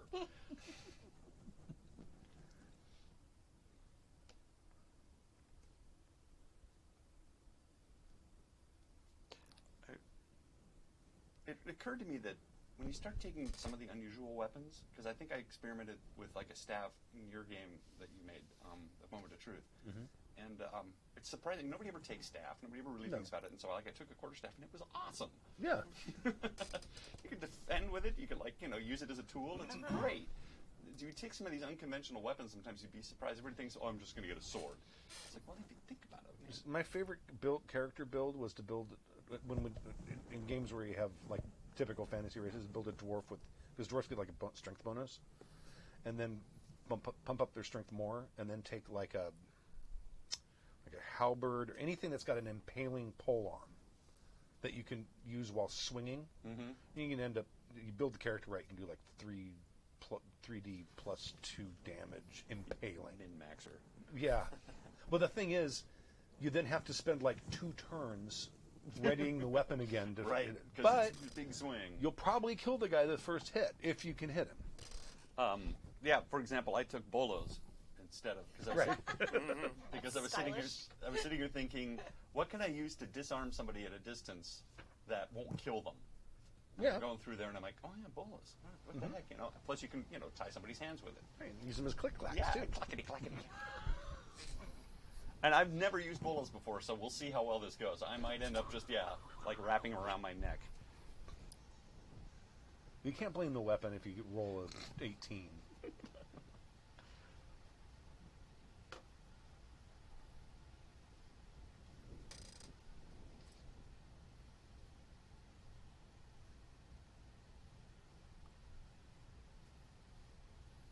Oh, is the volume's too quiet? I'm looking at the chat. They say they're not hearing anything. That's not good. Well, we've got signal going out. It is a little quiet. Bump it up a little. It's not quiet. We're just not talking because Yeah, we're all reading books. We're all doing math and Very Yeah. dry shopping for session. skills and Okay, that will make us louder. You probably have to wait a few seconds. Well, by the time you hear me say that, it will make us louder. I have adjusted the volume up. You can let me know if it's better. Chris is lowest, and she's on. Well, I'm sorry. I will speak more clearly. This was an issue. Maybe we should get Thank another you. pillow for your chair. Oh boy.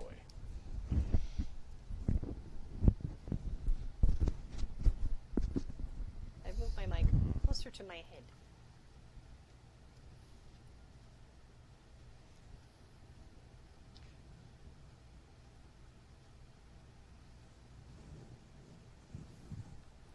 Is it still mega quiet? It shouldn't be mega quiet anymore. Can you hear me now? There's like there's quite a bit of lag.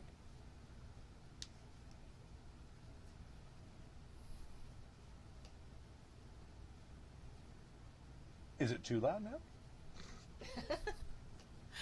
Stu's bored. He's talking to the chat.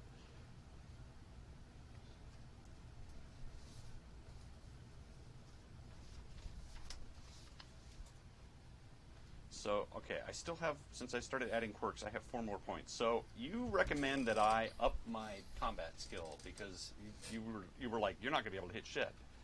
So, I will do that. Well, what is it now that your encumbrance isn't max? My parry? Yeah. Let's see here. Light edge rapier. The parries are block.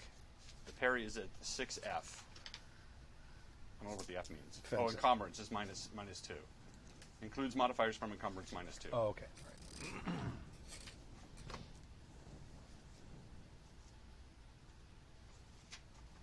Well, you're still at what is that? You're at medium encumbrance right now, Yes. 60 pounds. and you took off everything that like wasn't combat related, Yeah. including like your 11-foot pole and.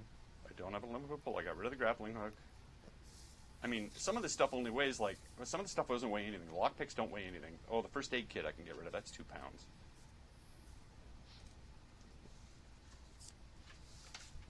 Like, the compass weighs a pound. But I mean, you don't have to get rid of the stuff, but it's in a backpack you drop if someone attacks. Like you. my- that's basically what I'm saying. like, I have a long, heavy coat. It's 10 pounds. Okay, but that's also armor, right? It's giving you a DR. I don't know if it is or not. That Yeah, might I'm just sure be... it's giving you at least a DR1. If it weighs that much, I would imagine it is.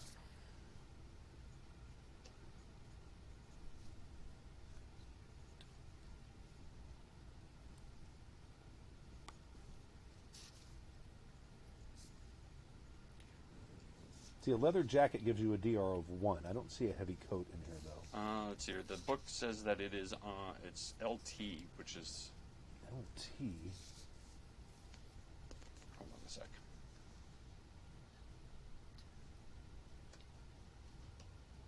Oh, low tech. Yeah, it's I in have low that tech. book right here. Yes.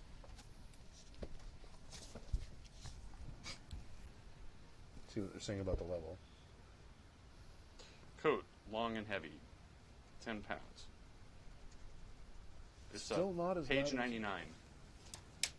I will try bringing the volume level up a little more.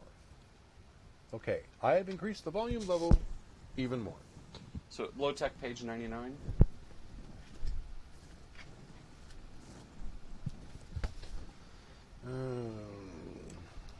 Long coat gives you a DR of 1.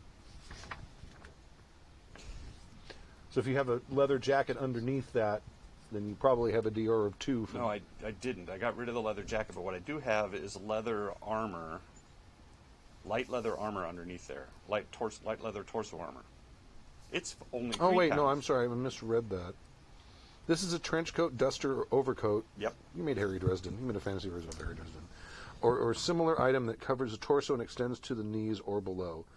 You can conceal bulky items. You get a +4 to hold out, but may look out of place in some situations. A leather or heavy felt version provides 1 DR. So it does not give protection. But weighs 10 pounds. But weighs 10 pounds.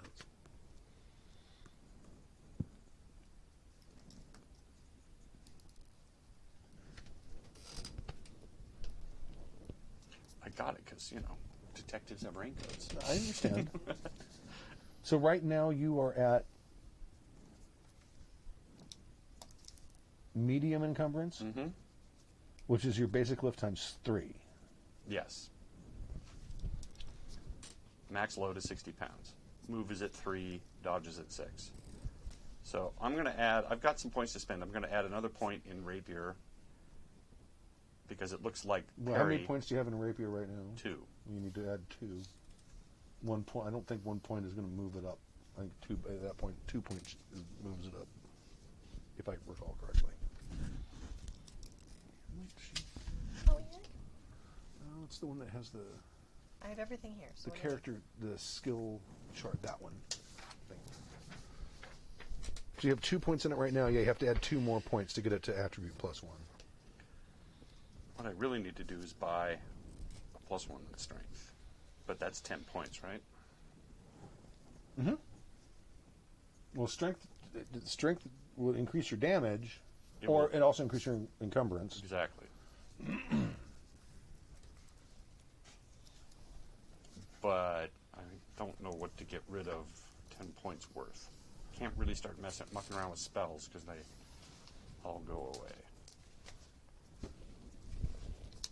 It's a delicate balance with spells because you get the ones that are prerequisites. You get, you have to have a certain level in order to have certain other ones. And you've played GURPS before, correct? I have. Yeah. That's why I figured you probably were. I wasn't checking in with you as much. Oh yeah. No. It's just like the math for this is infinitely easier than the math for mages. It sounds like at the very least, or like the buying stuff for this. Yeah. Like what with I don't have to take the spells into account or anything Right. like that. So, do you have that the low tech equipment resource? Because I do have to buy. Thank you. All right. I'll figure out what to outfit this guy with. And we are at a tech level where there is black powder. Probably not super common. Mm-hmm. I mean, there are definitely cannons, and there are muskets and pistols, but if you, it's the sort of thing where you're going to spend a lot of money on a weapon that you're going to use at the very beginning of the combat, and will never use again until another combat some other day. Oh sure. Right. Because of the amount of time it takes to reload it.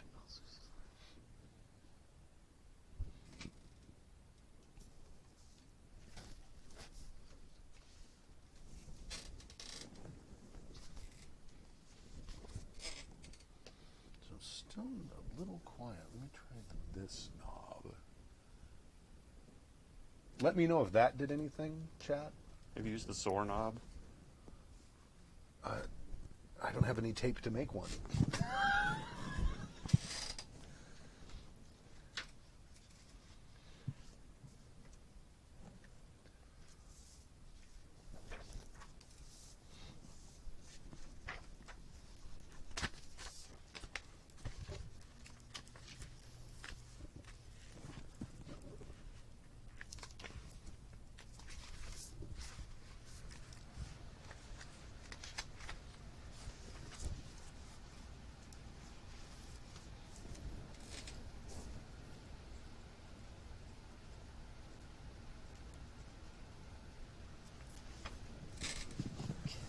Is the polearm skill and the staff skill the same? No.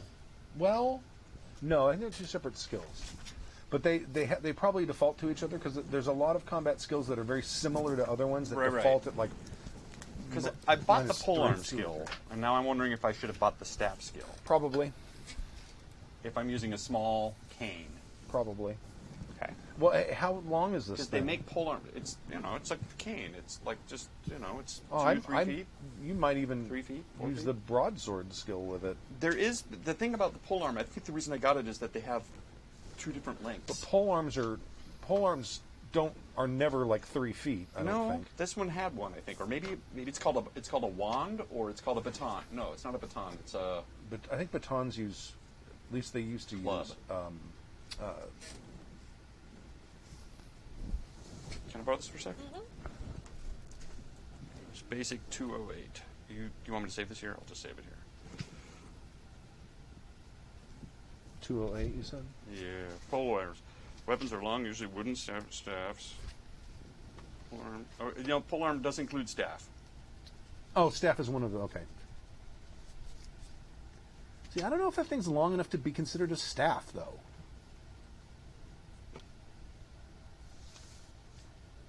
They all require 2 hands. See, I think you would want to use like the broadsword skill, Okay. because that is what I mean. That's sort of the default you would use for like clubs and stuff like that, and it's kind of more like that, because it's like 3 feet, right? Yeah. Yeah. Well, it could be small sword. Any short up to 1 yard, light thrusting sword, or small-handed short staff, such as sticks used in martial arts. Oh, okay. Default short sword. Where are you seeing that? It's under fencing weapons. It's Oh, just under above flails. fencing. You see small sword? Yeah, I don't think that. Short staff. One-handed It's short it's staff. probably not light though. It's a stick, and it's got a One-handed- sword inside of but it. One-handed short staff. That's. I'll do whatever you want. I just was like, I saw that there.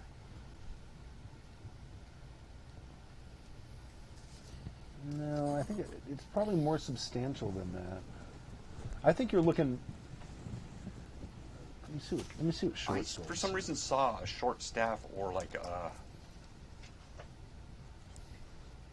want to say it was like a. It's not a club. Okay, here we go. Broadsword. Any balanced 2 to 4 foot weapon wielded in one hand. This skill also covers stick or club or similar size and balance to these blades, as well as a bastard sword, katanas, long swords, and used one-handed. Okay, so Broadsword. I have broadsword and rapier. Yeah, those are 2 different. Yeah, those are definitely 2 different things.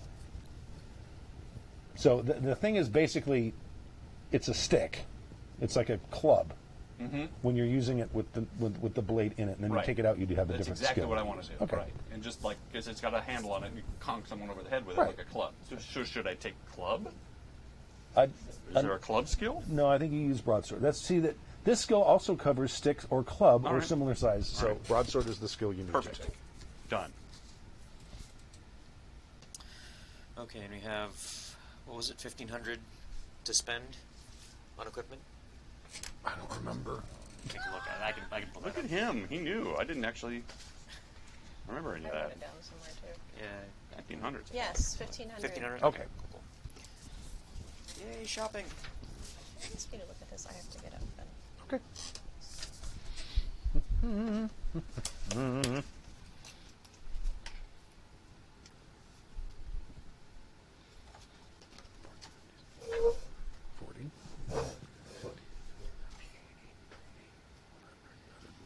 Let's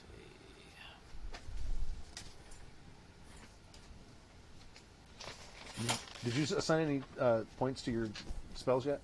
No. Okay.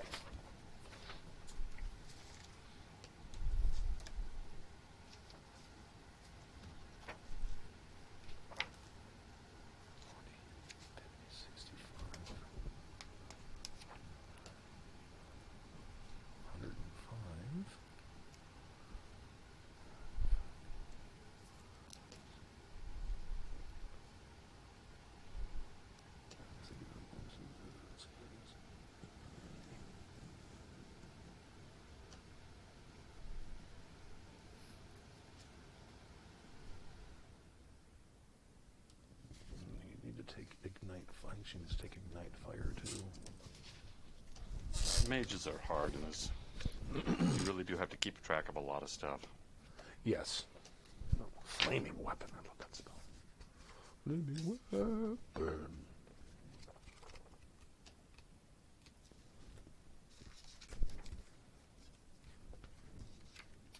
72.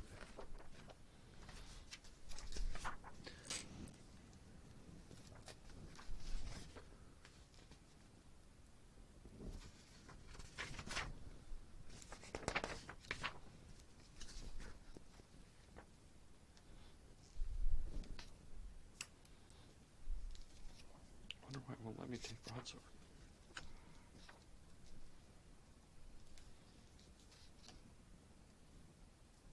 Is there a prerequisite I'm missing?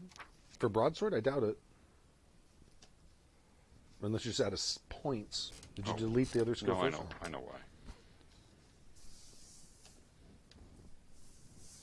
So fireball requires, what is the prerequisite? Create fire and shape fire.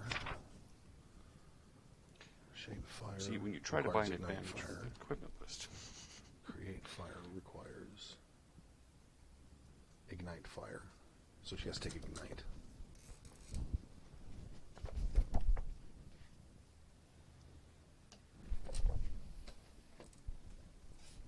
Yeah, hand me a pencil.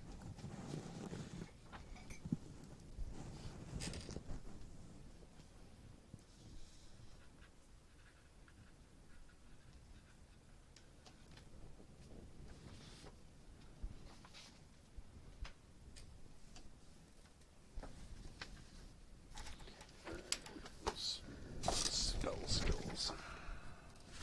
Interesting. So when I take broadsword, it defaults to rapier.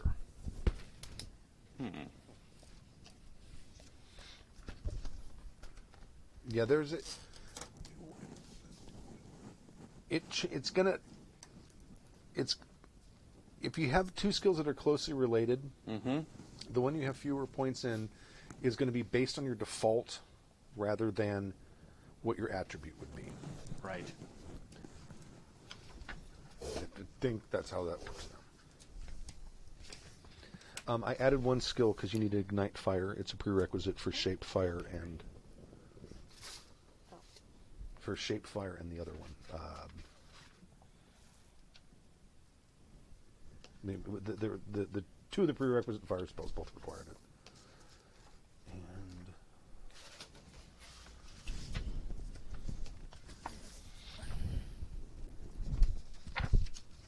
you? List skills.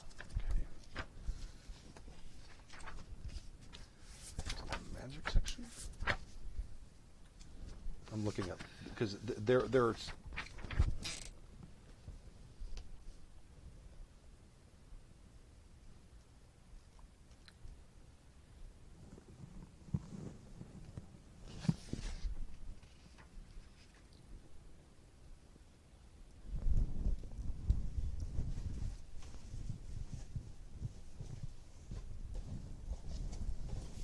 Okay, they've replaced it with innate attack skill. So you need to add that to your list of skills.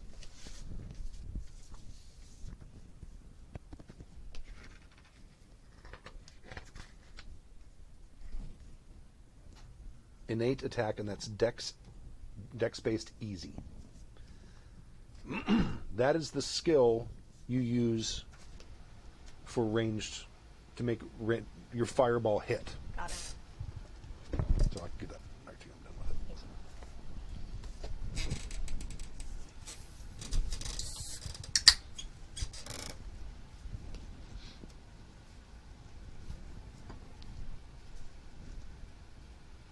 Still need one more quirk.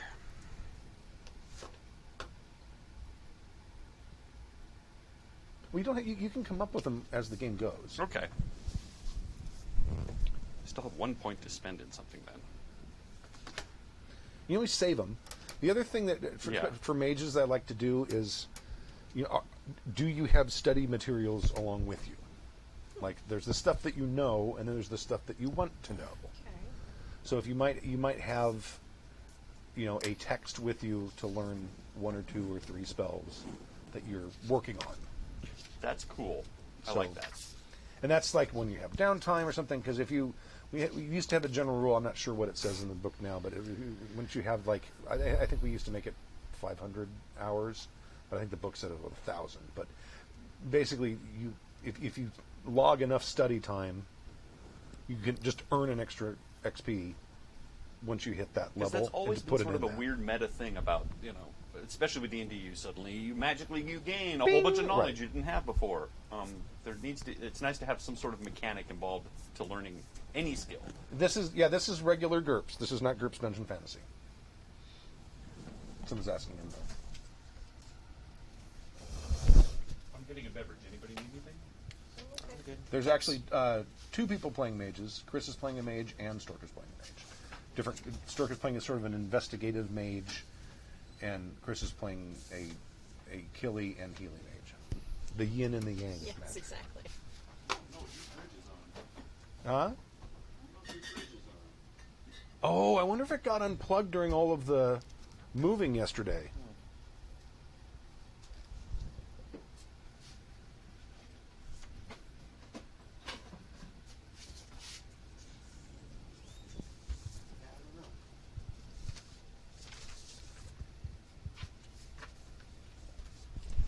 Right now it's just working as an icebox, but you might want to double check that. I will do that right now as soon as There's a you're lot done. of plugs everywhere.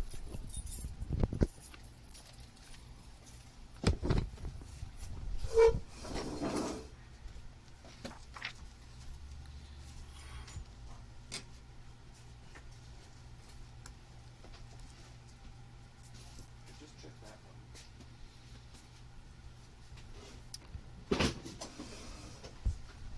Check to see. Maybe I'm wrong. Check to see if the fridge is on or not. Or maybe I just fixed that one. Doesn't seem like it.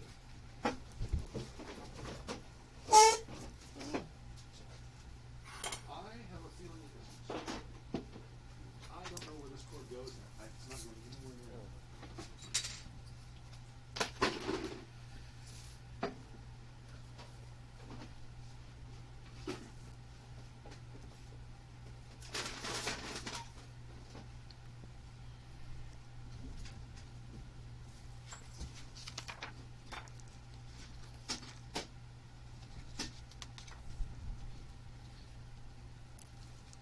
What's the quirk stayed?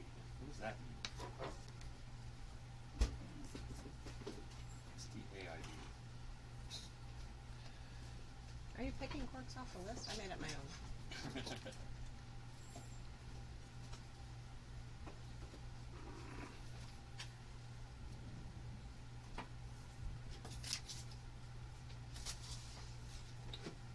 Seems like no good can come of that.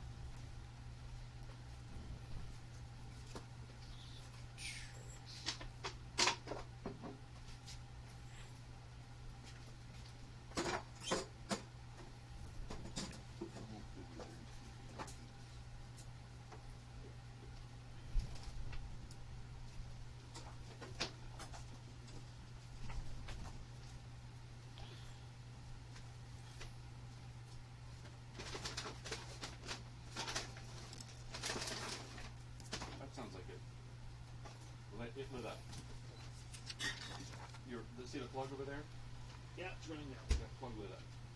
Oh yeah, well, the printer came on and everything. All right. So something's unplugged. I took a quarterstaff, and it didn't occur to me I could do a magic staff too. I was going through this the other day. There's actually a way to enchant your own staff too, which is really cool. Well, that'd be handy. You only have to carry one thing. Right.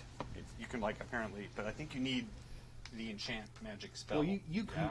you both belong to families, so you could have had someone do that for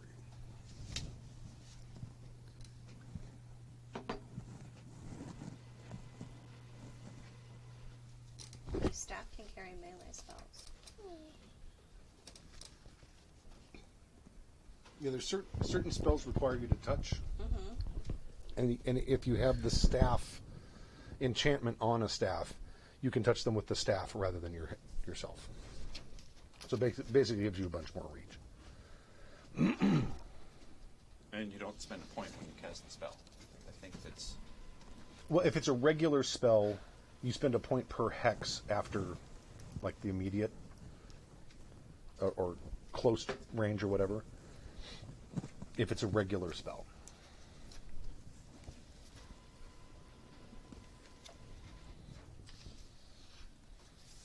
You can tell that this is new players, new to GURPS, because none of you are both 2 mages and neither of you took apportation. Which I is have no idea what I'm doing. that's the instant kill spell. Yeah. Because it moves you, and you can move. It's a regular spell, so you have to touch someone or take a die penalty, depending how far away they are, and they move at a rate of 1 meter per second for a minute in any direction. There's also the one that you have where can pick them up and then drop That's them. it. That's it. Yeah. Yeah, in any direction, so you can make them go Didn't straight they, up in the air. Didn't they nerf that somehow? They may have made it resisted. I think they made it resisted.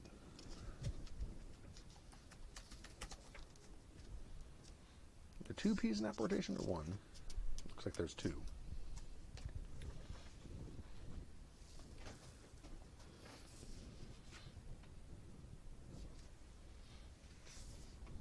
Oh, it's resisted by will now. It used to not be resisted at all.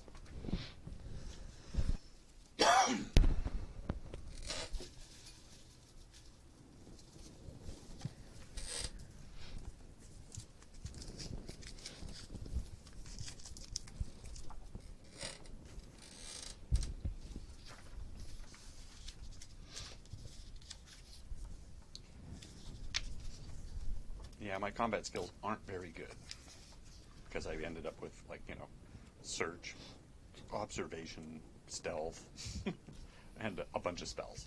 Right. But anyway, back to what I was saying about if you're carrying around studying materials with You're right. that also if you have them and you're using them in your downtime and stuff like that, and that's just a matter of you saying, oh, before bedtime I'm going to study this Around the campfire while we're eating. right. Go over That way, difficult passage. that at the very least it justifies spending a character point on it when the time comes. It also, to me, makes it so that you don't have to go seek out someone to train you then at every town or whatever, because that always bogs down into glorified shopping. Oh, sure. Yeah.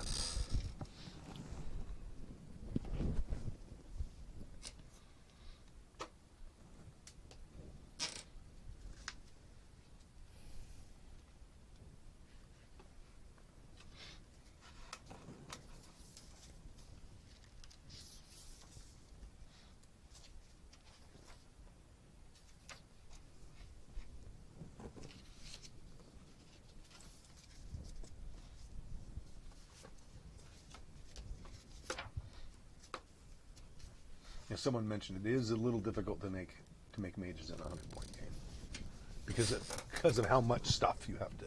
Right. Yes. You don't have any offensive spells, do you? Nope.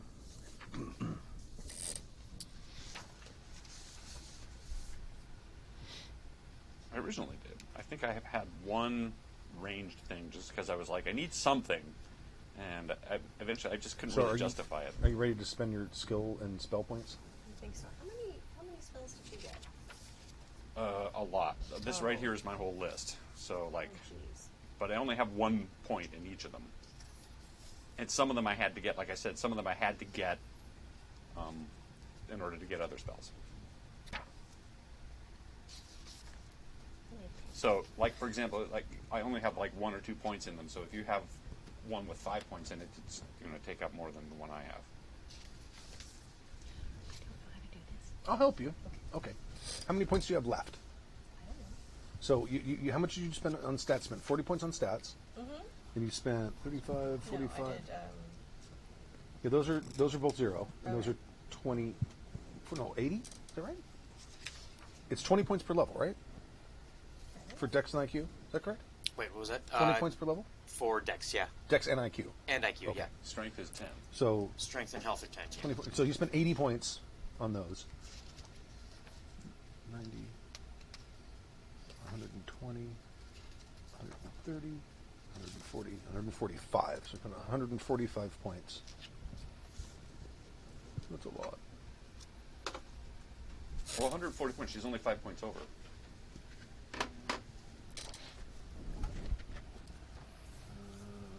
Is unfazable advantage or disadvantage? It's an advantage.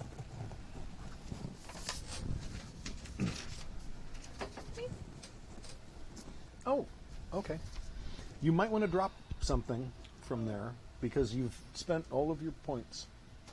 You have no points for skills and spells. You saw me doing this. I know. But you might want to drop either, maybe either unfazable or high pain thresholds. I'm gonna drop Maybe one. both. What? So I should just have majory? We have absolute direction. High pain threshold is. What does that do? It's really for combat so that you don't. If you do not have high pain threshold, you get hit in combat. Let's say you end up taking 5 points of damage after armor, right? So you've actually knocked 5 points off your hit points. On the next turn, all IQ and Dex-based skills are at -5, however much damage you took for the next turn. Only the next turn, but for rough. the next turn. It is extremely rough, and that's one of the reasons combats end soon after someone gets hit. You take high pain threshold, you ignore that penalty. Wow. So it is a very handy advantage to have. More necessary for like Jay's character, Yeah. because he's going to be getting in there with elbows and arms, actually fighting someone. Is your mic? No, it's on. No, it's kind of. Oh, it's went into my dress. Sorry.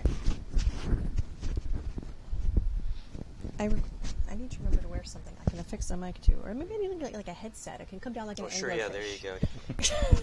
Well, I'm going to experiment with shotgun mics, and I may like set up an array of microphones somewhere pointed Okay, at each because person. I have always had trouble with people hearing me on the lavalier mics. On. I can always turn your volume up too. Talk? Test, test. Yeah, it's no good. It has to kind of be like centered. Test, Keep talking. test, test. Can you hear me now? There you go. All right. So what I would suggest you do first, see where you need to be, put a point in every skill and every spell. That's a minimum you can put in. Okay. That'll tell you how many points you need to start trimming your character by. Okay.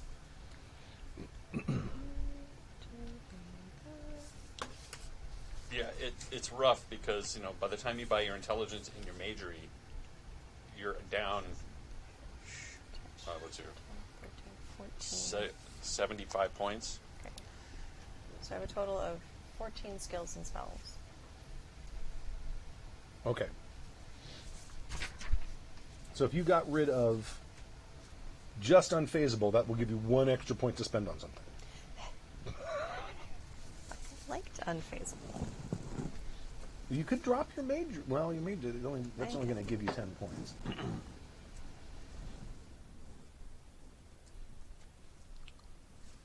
Why can I not find unfazable in that one I'm looking for? Aha.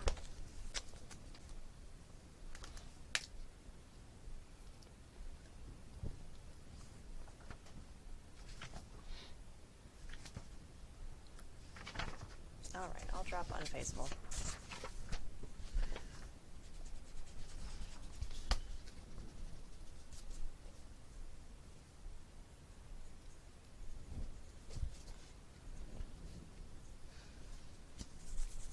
That gives you 1 point to spend on something else. But let's see what that puts you at. What is your IQ is 12 and your majory level is 3? Right? Okay, so that's 15.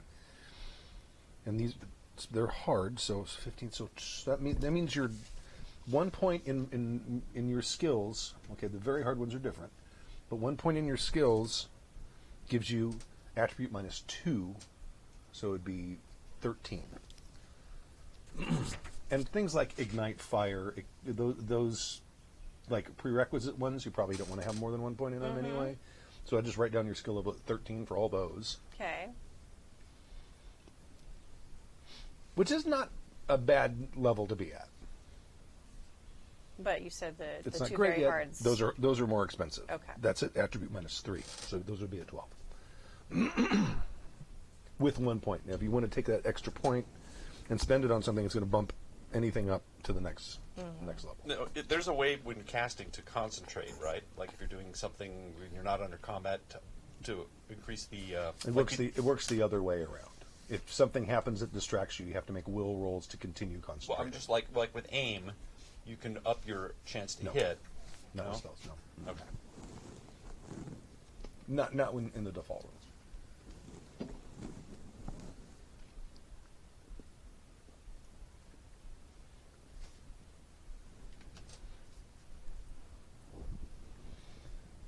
And I plan on being rather loose with XP. So even if something is at a low skill level right now, it doesn't necessarily mean it's going Good to be to know. there for an We joked about how stingy you are with XP, so that's good to know. I don't think I am stingy with XP. I think I'm the opposite of stingy with XP. No, you were doing really well with Vampire, I think, because they really only want to give you like 2-3 points per session, Right. giving us 5. Right.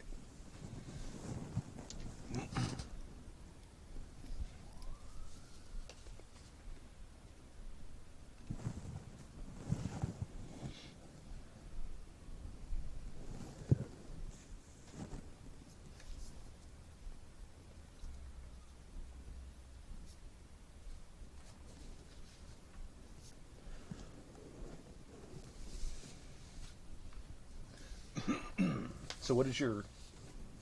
Do you have one extra point? Do we figure? You want to add more? Yeah, I want you to do it. I like you to do it.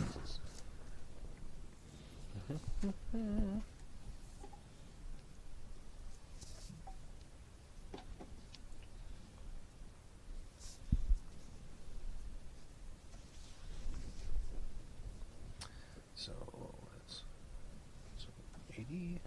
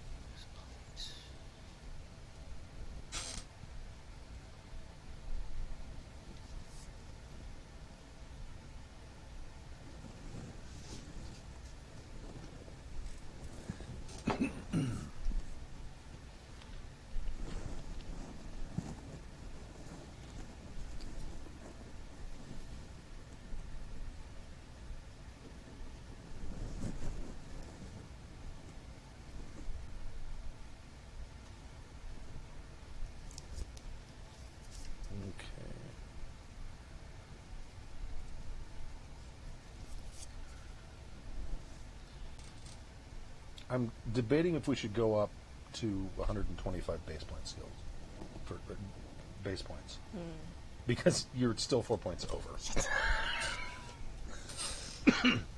It is hard to make a mage at a 100-point character. Well, an Good effective call, one, whoever yeah. said that. Should we do It's hard that? to make an effective mage, really. Let's do that.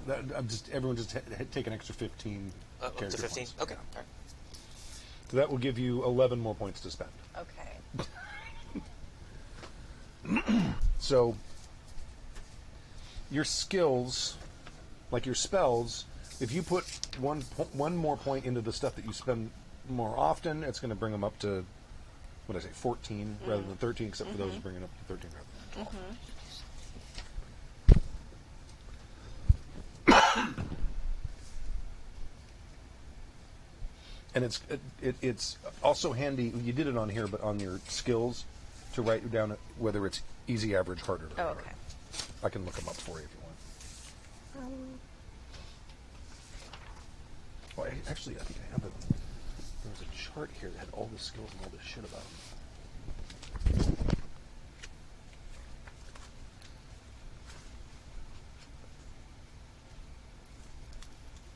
Complete alphabetical list of skills for GURPS 4th edition. Sweet.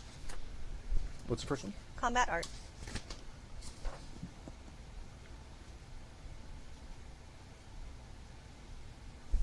It varies. It depends on the weapon and what weapons are for. Staff. Staff. Quarter staff.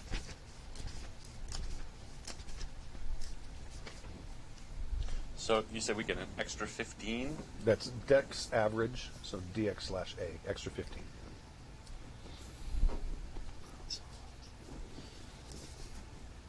That's average.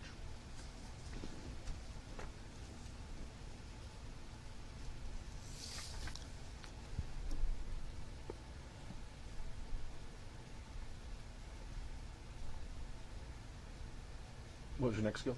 Oh. Oh, that one's average. Sorry. So it's Dex DX/A. Okay, and then staff.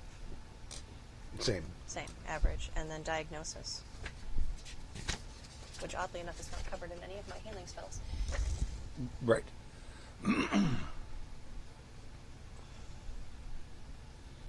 IQ hard.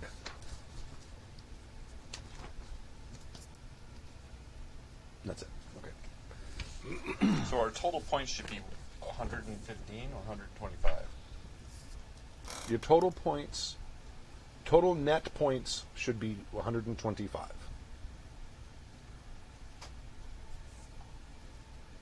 The total amount of points that that you have to spend if you take all of the disadvantages is going to be 40 points more than that. So like what's that? 165. All right, so we're going to 125 points? Yeah. Okay.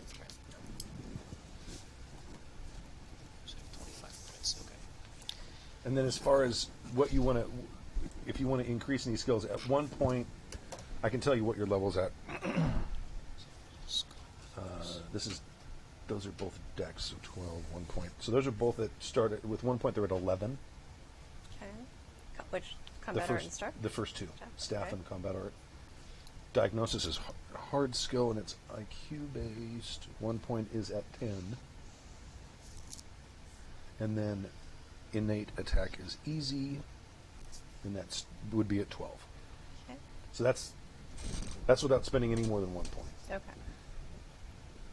If you want to put more points into something to make it higher, when the die mechanic in this game is 3d6 and you're rolling low. Your average roll is 10.5, which means if your skill level is 10, you have a 50% chance of making it and a 50% chance of not making it. And it goes up on a pretty steep curve because it's 3 dice as those numbers increase. So like once you get up to like a 15 level skill, you're like, I don't know, 65 or 70% chance of success. It starts going up very high, very quickly. So if I were to increase these, did you say I also had to increase this because this was a prereq? No, that's not a prereq. Oh, sorry. This is the skill you need. Oh, that's for the throwing combat thing. spells. Okay. Yeah. That would be a good one. And like if you spent 3 turns making this massive fireball to hit something with, it would be a shame if you spent all of that fatigue and that Okay, spell. so let's bump that one. Okay. So if you add another point to it, it brings up 1 level. If you add 3 points to it, it would add up 1 more level after that. So if you made it, that's the easy one, right? So Yeah, that's easy. so it's at 12. So you could have it at 14 if you put 4 points in it, or 13 if you put 2 points in it. Let's do 13.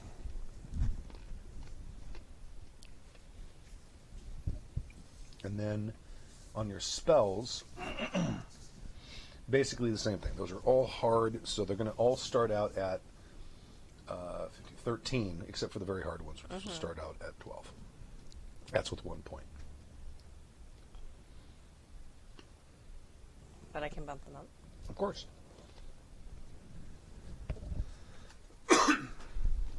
One extra point moves it up 1 level. 3 extra point moves it up 2 levels. Do one extra.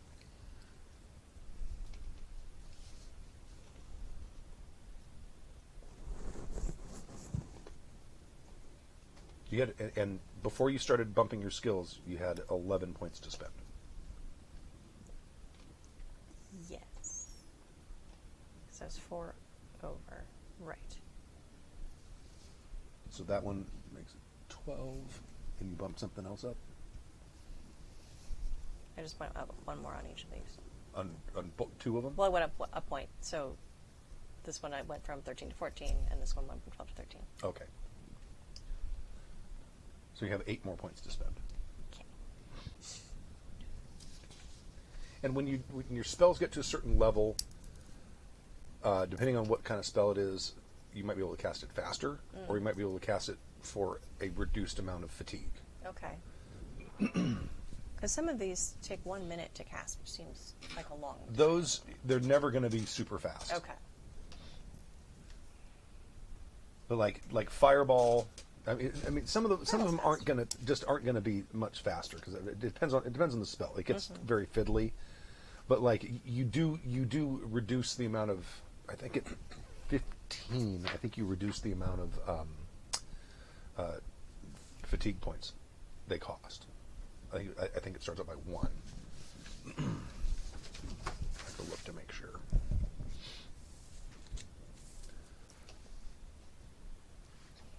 All right, I bumped my strength up, and that put me to light, and that helped me with Oh, all there my you go. combat. And it only cost 10 points, so I still have another 15 to go. Which seems to help a lot, because strength isn't just combat-y stuff. It's moving. Yeah. And it also changes, it's going to recalculate the damage you're doing with all your weapons. It may not change it much, but it will change it. It changed it pretty good, pretty well.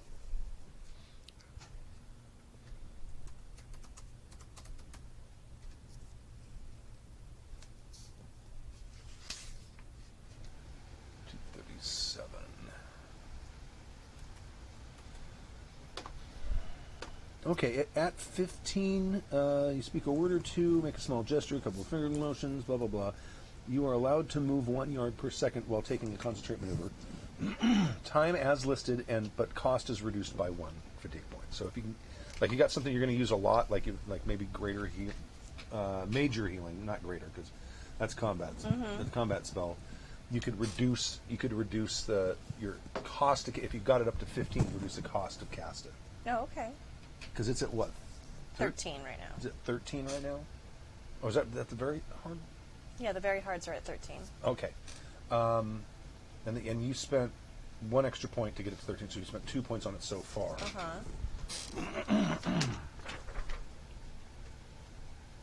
Oof. Yeah, you need to spend a total of 8 points to get it to that level. Because the way it goes up. Okay. Because you spent 1 point to get it to 12. Second point to get it to 13. 2 more points to get it to 14. 6 more points. I don't have that many points. How many points do I have? I've lost track already. You had 11, 10, 9, 8. You have 8 points. Okay. So if you wanted to spend 6 more points, that will get your major healing up to 15, which means it'll cost 1 fatigue point less than it normally would. Okay. And then what do my hards go to if I? What are your? They were at 14. They would stay. They'll stay where they are. Okay. Because each spell is a skill, Okay. just like the regular skill. So.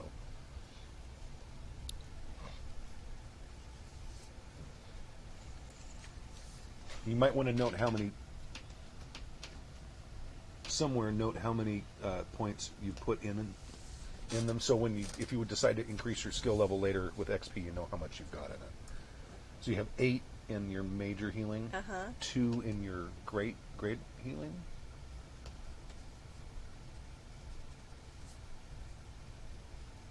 Okay. And everything else you had at the default.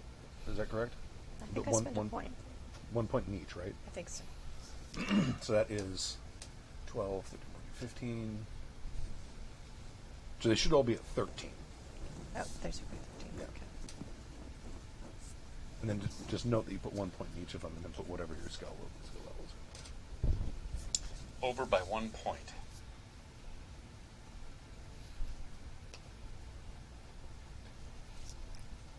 And normally, that you put what your actual skill level is under that column.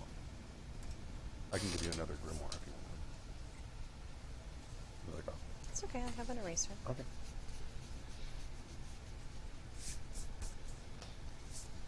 So I put this over here. Yeah. 15.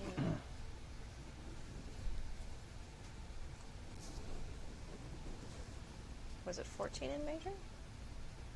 Wait. No. I was highest in major. Yeah, because that's Highest a in major. combat Yes. spell.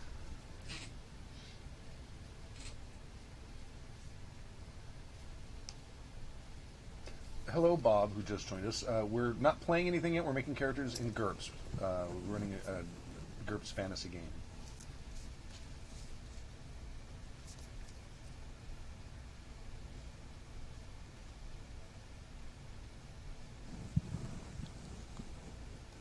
Wait, what is my great healing again? I spent 2? Great healing is that is the one that restores all of someone's hit points, but it takes a minute to cast. Right. But what's my skill level on that one? You got 2 points in it. It would be at attribute minus 2, so it'd be 12, 13. Oh, okay. One too many. Okay. And you might want to note for major healing, minus 1 fatigue or minus 1 FP. Okay.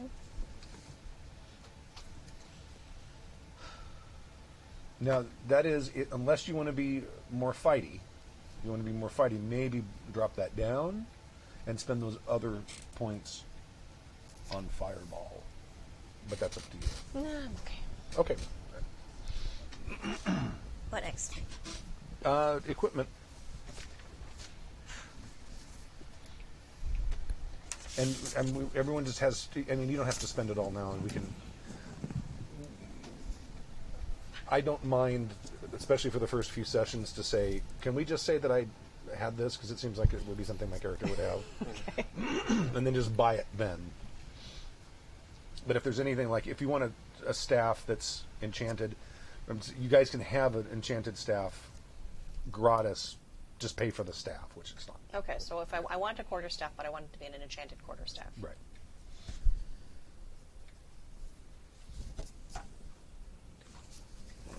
Tell it to the page.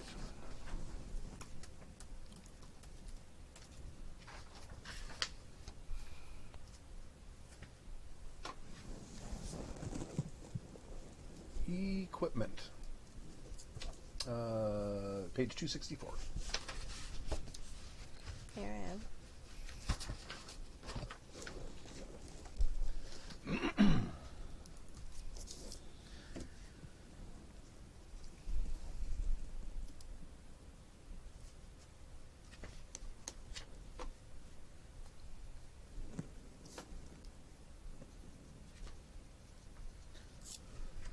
So quarterstaff costs $10.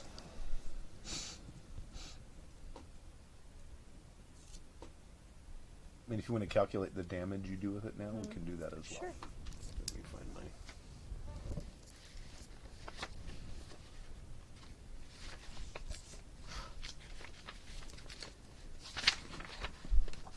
Your strength is 10? Yes. Okay. So swinging with it.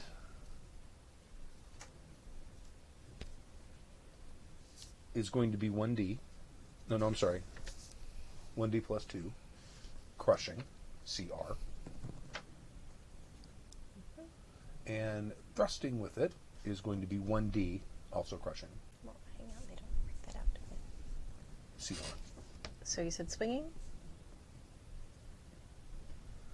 And then thrusting was what? 1d, crushing. CR. Okay. And then the reach is 1 or 2.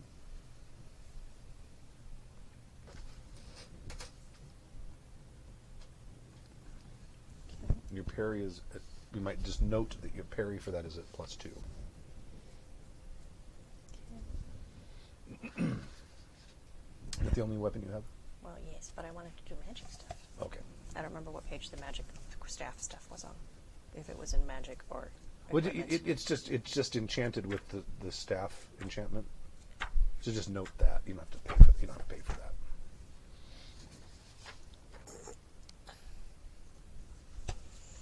Okay.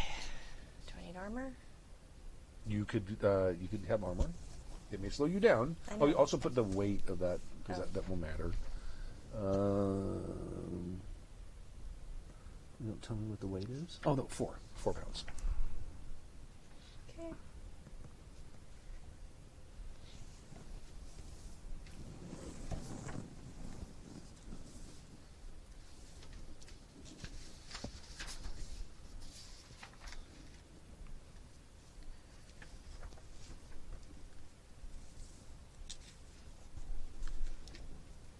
Armor was just a little bit ahead of the same section, I think. I was there Or it might have been earlier. after. Lost it. It's in that blue section, though. I know that. Oh, there it Armor. is. Okay.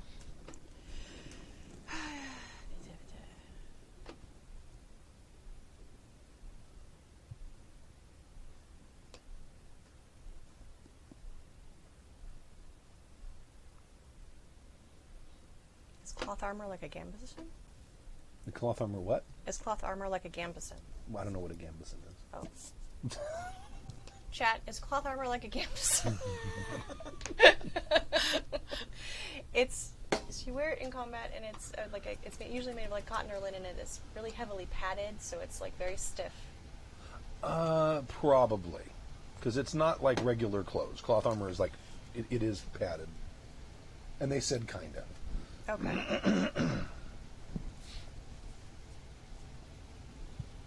So cloth armor, which covers torso and groin, costs 30, weighs 6 pounds, and gives you a DR of 1.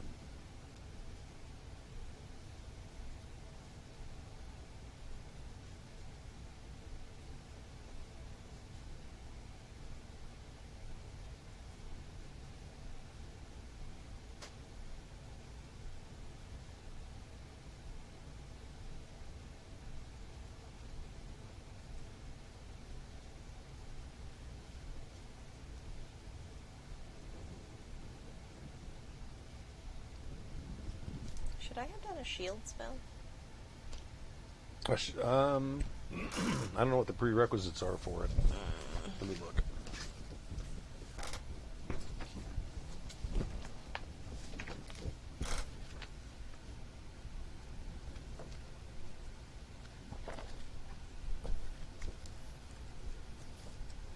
You have shield, don't you? I have the cloak skills. Oh, right.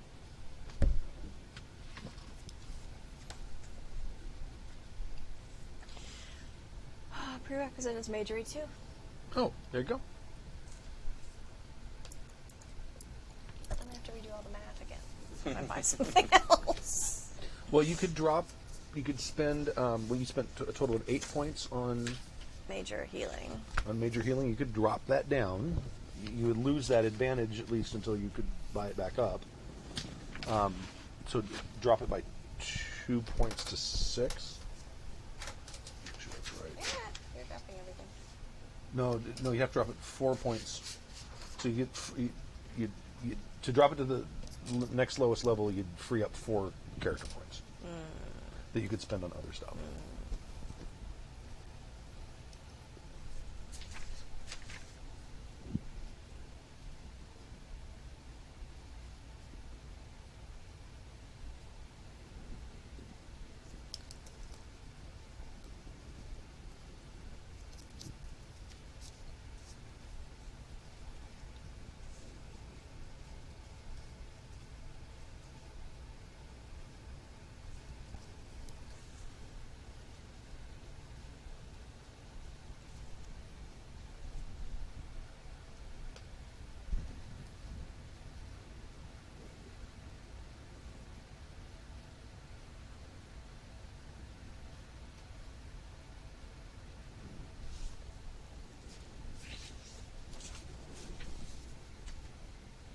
But the spell does not allow a subject without a shield to block. I don't have shield. Don't want a shield. Are you looking for like some sort of defensive, like a buff thing? Or something? Yeah.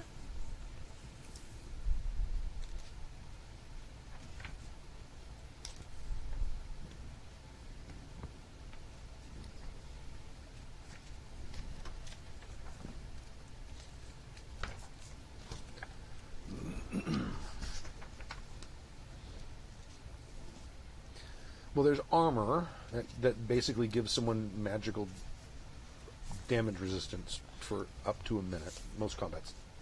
I've never had a combat last a minute. Ever. That does have the prerequisite for that is shield. Right. So you'd need to take shield. Conjures an invisible shield or magical force that moves to protect the subject. No, I don't think it is.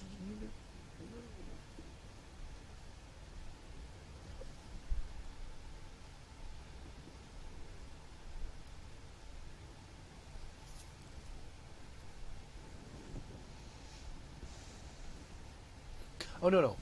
Okay, what it...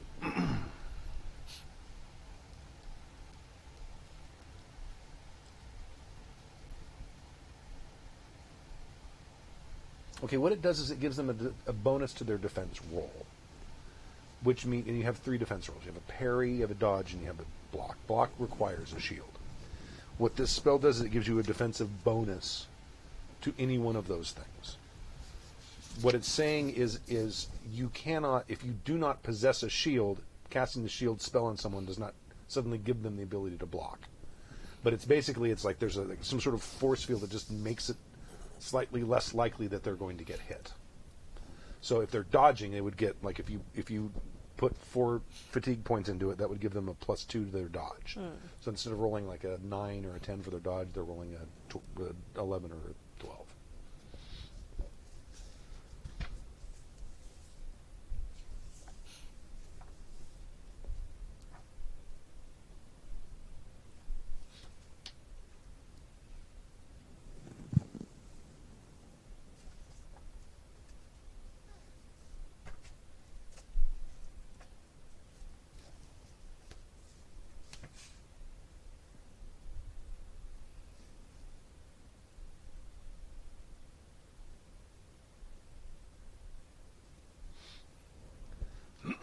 And it only works on frontal attacks, so if someone gets hit someone from behind, obviously.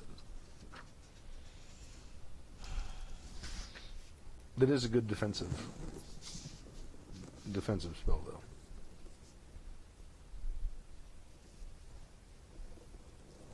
Now, there's also a block spell, but I don't know if I'm not sure if you can use it on other people. I think that's just for you. Well, if I get a block spell, then I don't have to get armor, right? Well, they're different because when in combat, someone rolls to hit, and that means that if they succeed, that means they've got a hit that might get through their active defenses and armor. Then you have the person who's being hit gets to roll an active defense. That's your block, parry, or dodge.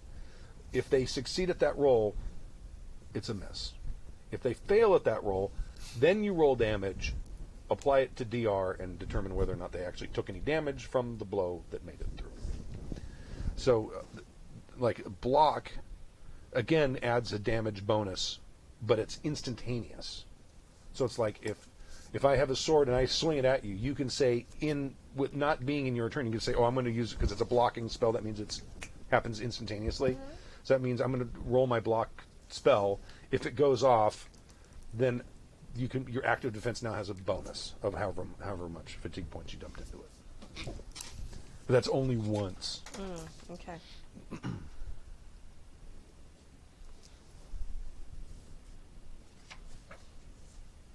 And that the only thing that has a prerequisite is Majory 1. And probably not there are some handy spells in that section anyway. Because you start getting into things like, at some point you get into things like reverse missile and things like that, which are deadly defenses. Looks like I've still got another 10 points to spend. We're at 125, right? Yeah.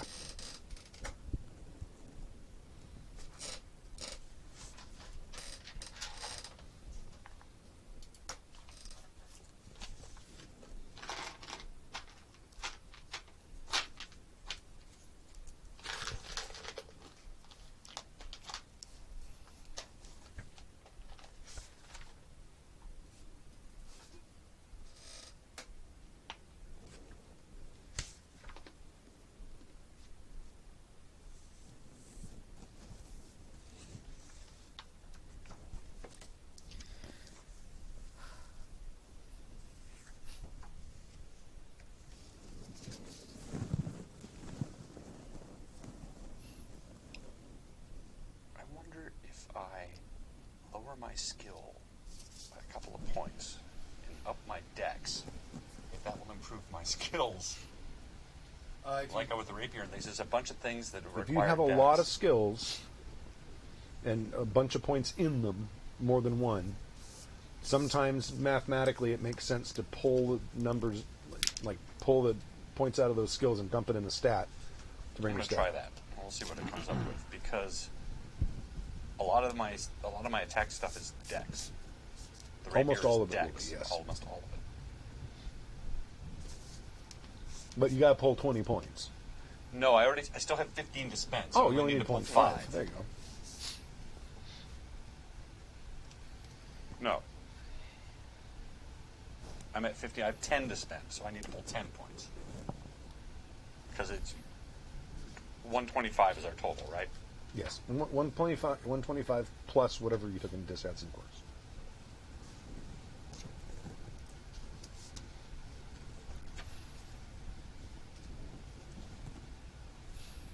Yeah, I'm at 115 right now, so I have 10 points to spend. Okay.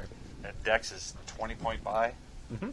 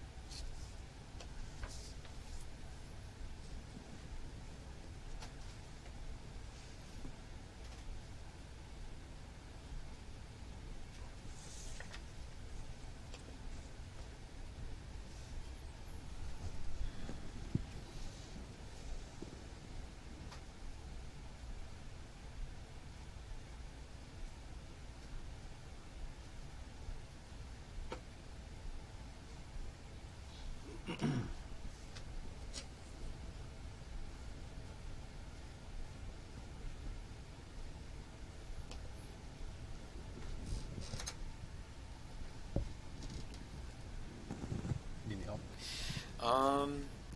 Let's see. Yeah, I just got to determine my damage resistance, parry, and block.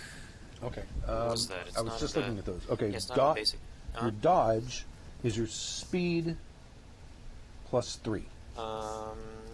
Yeah, I got that one. Okay. So that's 6. Your block. Do you have a shield? I have a heavy cloak, which I think acts as a shield. I believe it does. And so you have the block skill. I don't have the block skill. You have to have the block skill. Okay, gotcha. You can use whatever the default is. Actually, I mean, I can. I have 25 points that I have to spend, so I Okay. could. That's probably a good idea for me to pick up. Let's take a look at that. Are you talking about that heavy cloak skill? There's a heavy cloak skill, I think, where you use the cloak as like an entangling. But thing, I'm not sure you need block for it because it didn't come up on my prerequisite. Yeah, let me take a look. Let me see. If it does, then I need to buy block. Oh no, it says no. Your block active defense is 3 plus half your shield or cloak skill. So if you have the cloak so I skill, would have to get the cloak skill. Yeah. So okay, let's do that then. 'Cause Dropping all that's fractions. going to be useful. 66 skills.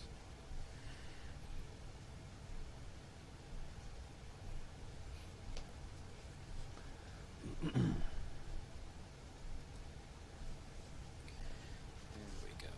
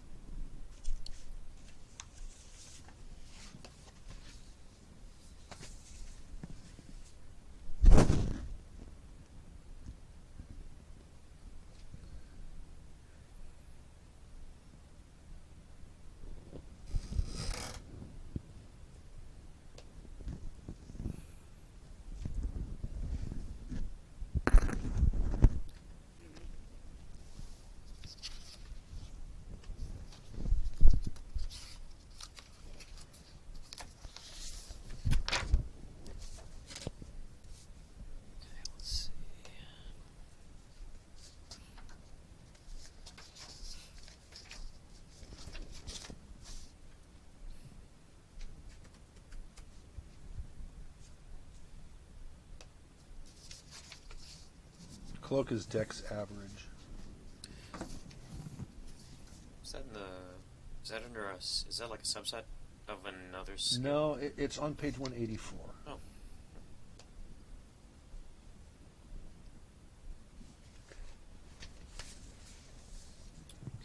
Let's see.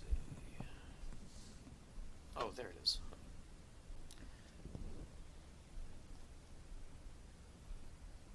Is it? Yeah, the heavy cloak. Yeah. Okay, so you get that gives you a +2 bonus.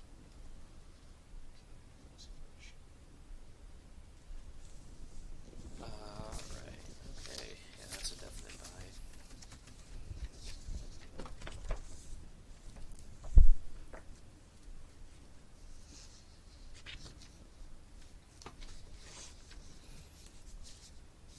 Heavy cloak has DR1, 5 HP. Put them down.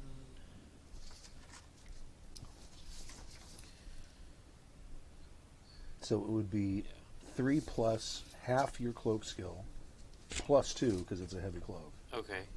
If I'm reading this correctly, which I think Yeah. I am. And that would be my block skill for that one then? That's your block. Okay. Yeah. And then your parry is 3 plus half your weapon skill. But certain what kind of weapon are you using? I'm using a mace.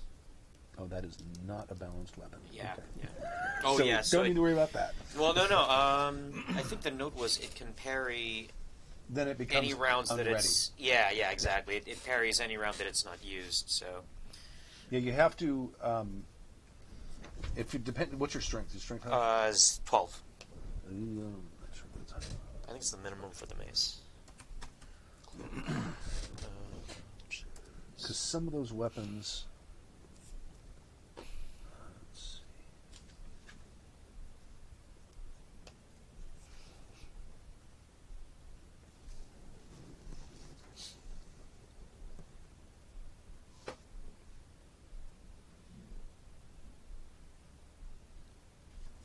see. One-handed? Yeah.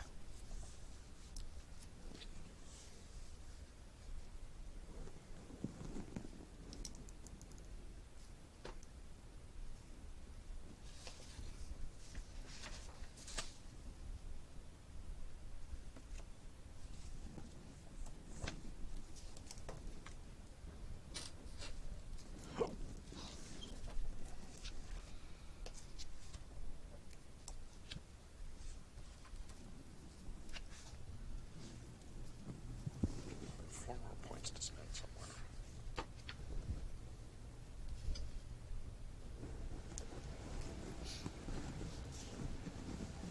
Stealth sucks. We should fix that.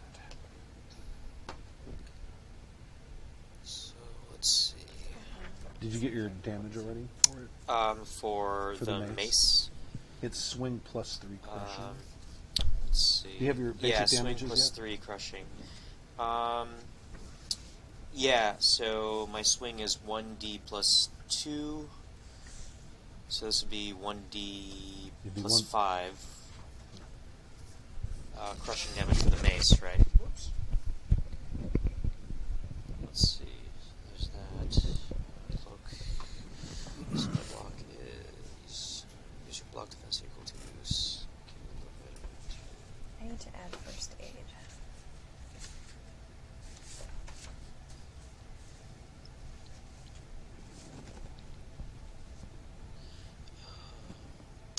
The skill divided by 2 for block would be the Your axe attribute plus the bonus, or the ability plus the No, bonus, or is it no. just the plus 2? It's half your skill plus the bonus. Okay.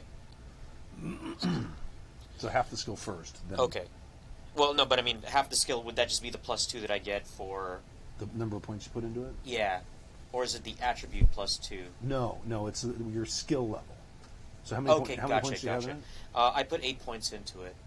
So that's probably skill +2. Yeah. So it'd be the 2 divided by 2, in other words, 1, plus the 3. Okay, Is that right? No, your skill level. Your skill level is your attribute plus whatever that. The Okay, thing there we says. go. So it is the total. Yeah. Okay. So then you take that number. Yeah. Cut it in half. Cut it in half, so then add 7 3. plus 3, so 10 block. Okay. There we go. I don't mind that. And the So mace weighs 5 pounds. I don't know if you put that in. Right, yeah.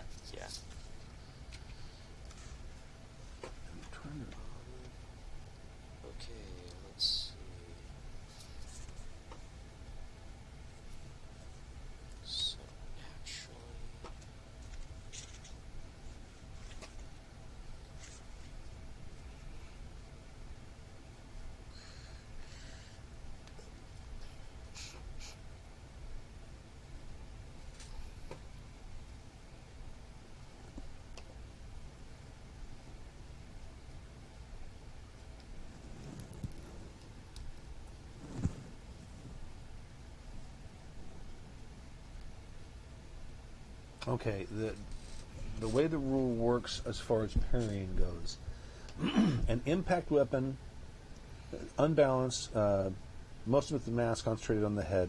Such weapon cannot parry if you have already attacked with it on your turn.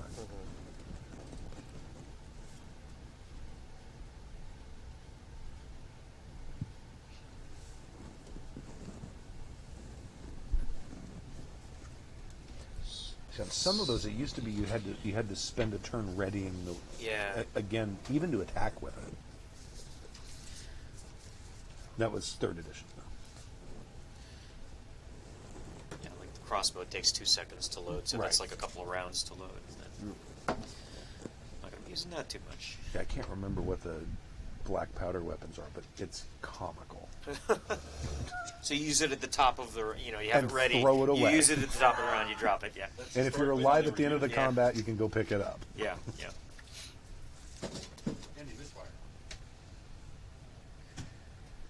Yeah, and they misfire on like a 16 or higher or something like that.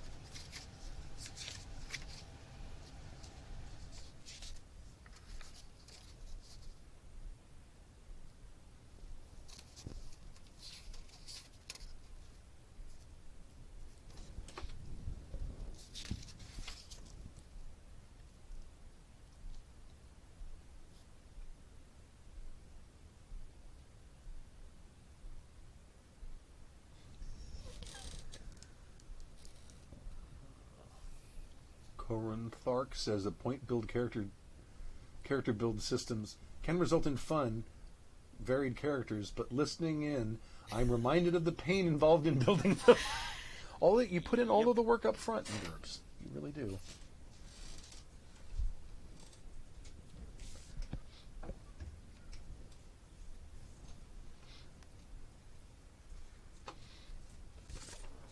I need to add a first aid skill because my healing spells don't cover poison. Oh, okay, all right. So it's an easy skill. Yeah, it's IQ easy, I think. IQ easy, yes. 1 point, we'll give it to you at 12. I'm up. Does anybody want a beverage? I'm okay. Good, thank you. How late are we going? Hmm? How late are we going? Until we're done enough with our characters where people can do whatever they're doing at home. Okay.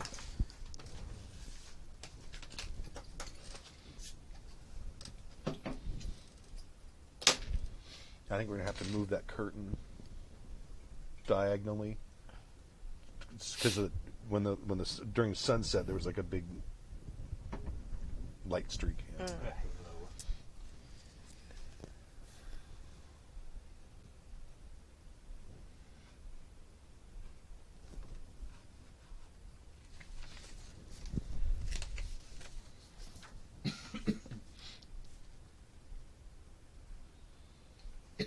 I mean, we can call it, like, it's almost 7. We can call it now if anyone just wants to finish up their equipment and stuff at a later time. Does anyone have names? Because names are really important. Because Bill's going to do a title thing for us. And it's going to be so-and-so as.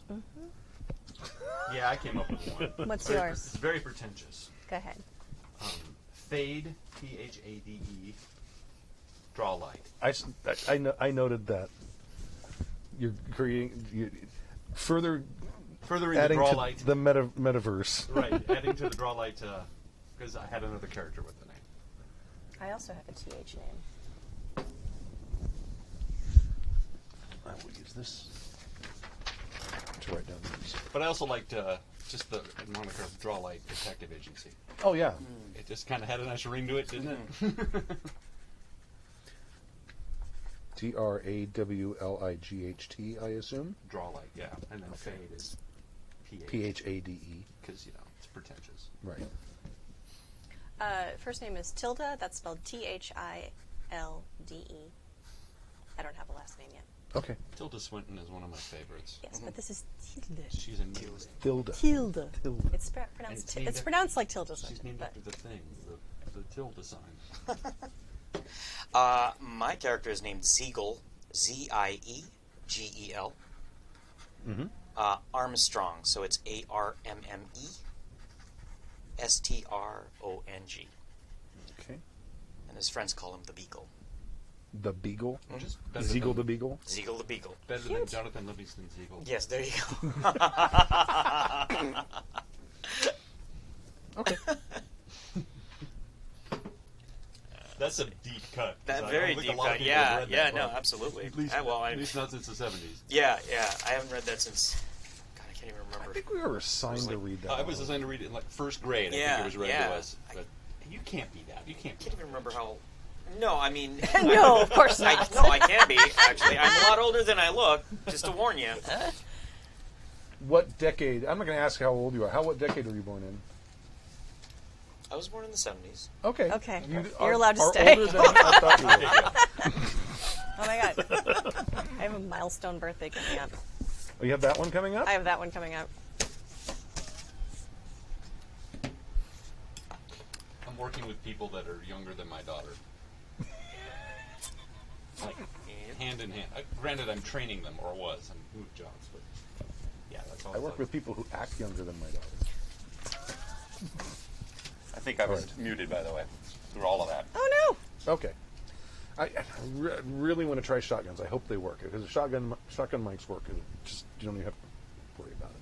They're just there. I don't know if they will. All right. So and everyone else can do all the rest of the. If you have any questions or anything, just Slack me. Or No, I'll have questions. Okay, no problem. And if you can take a picture of your character sheet as it is and send it to me, just so I can have a copy of it. Okay. Sure. When we get it done. Yeah. Yes. you wanna- yeah. I don't need it now. Yeah. When it's finished. Okay. When it's finished. This is just so I can look and see. Did anyone take that spell that? I can export this as PDFs to you. You get the whole thing. Yeah, that's fine. However you sent it on the Slack was fine. Okay. Should we go ahead and call it then? Sure. All right. Thank you for joining us for session 0, and we'll be back. I'm not sure what our schedule is looking like over the next few weeks. I don't know, but I will let you know probably on the next Happy Jacks Saturday show when it is, and we will see you then. And thank you very much. Sure, the next session will have a little more action. It Right. will. It will. There'll be should. a lot more A little less interesting. stunned looking Watching down. people reading. Action-packed mathing right here.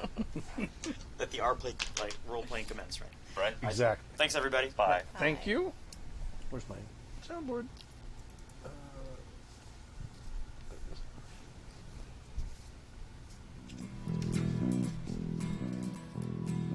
If I told you the things I've seen on my ways, if I told you the things I've done in my days, you wouldn't believe me anyway. So it's best I just don't say. I've lived 1,000 lives. I've piloted 1,000 souls. Program has been a presentation of the Angry Folk Media Empire.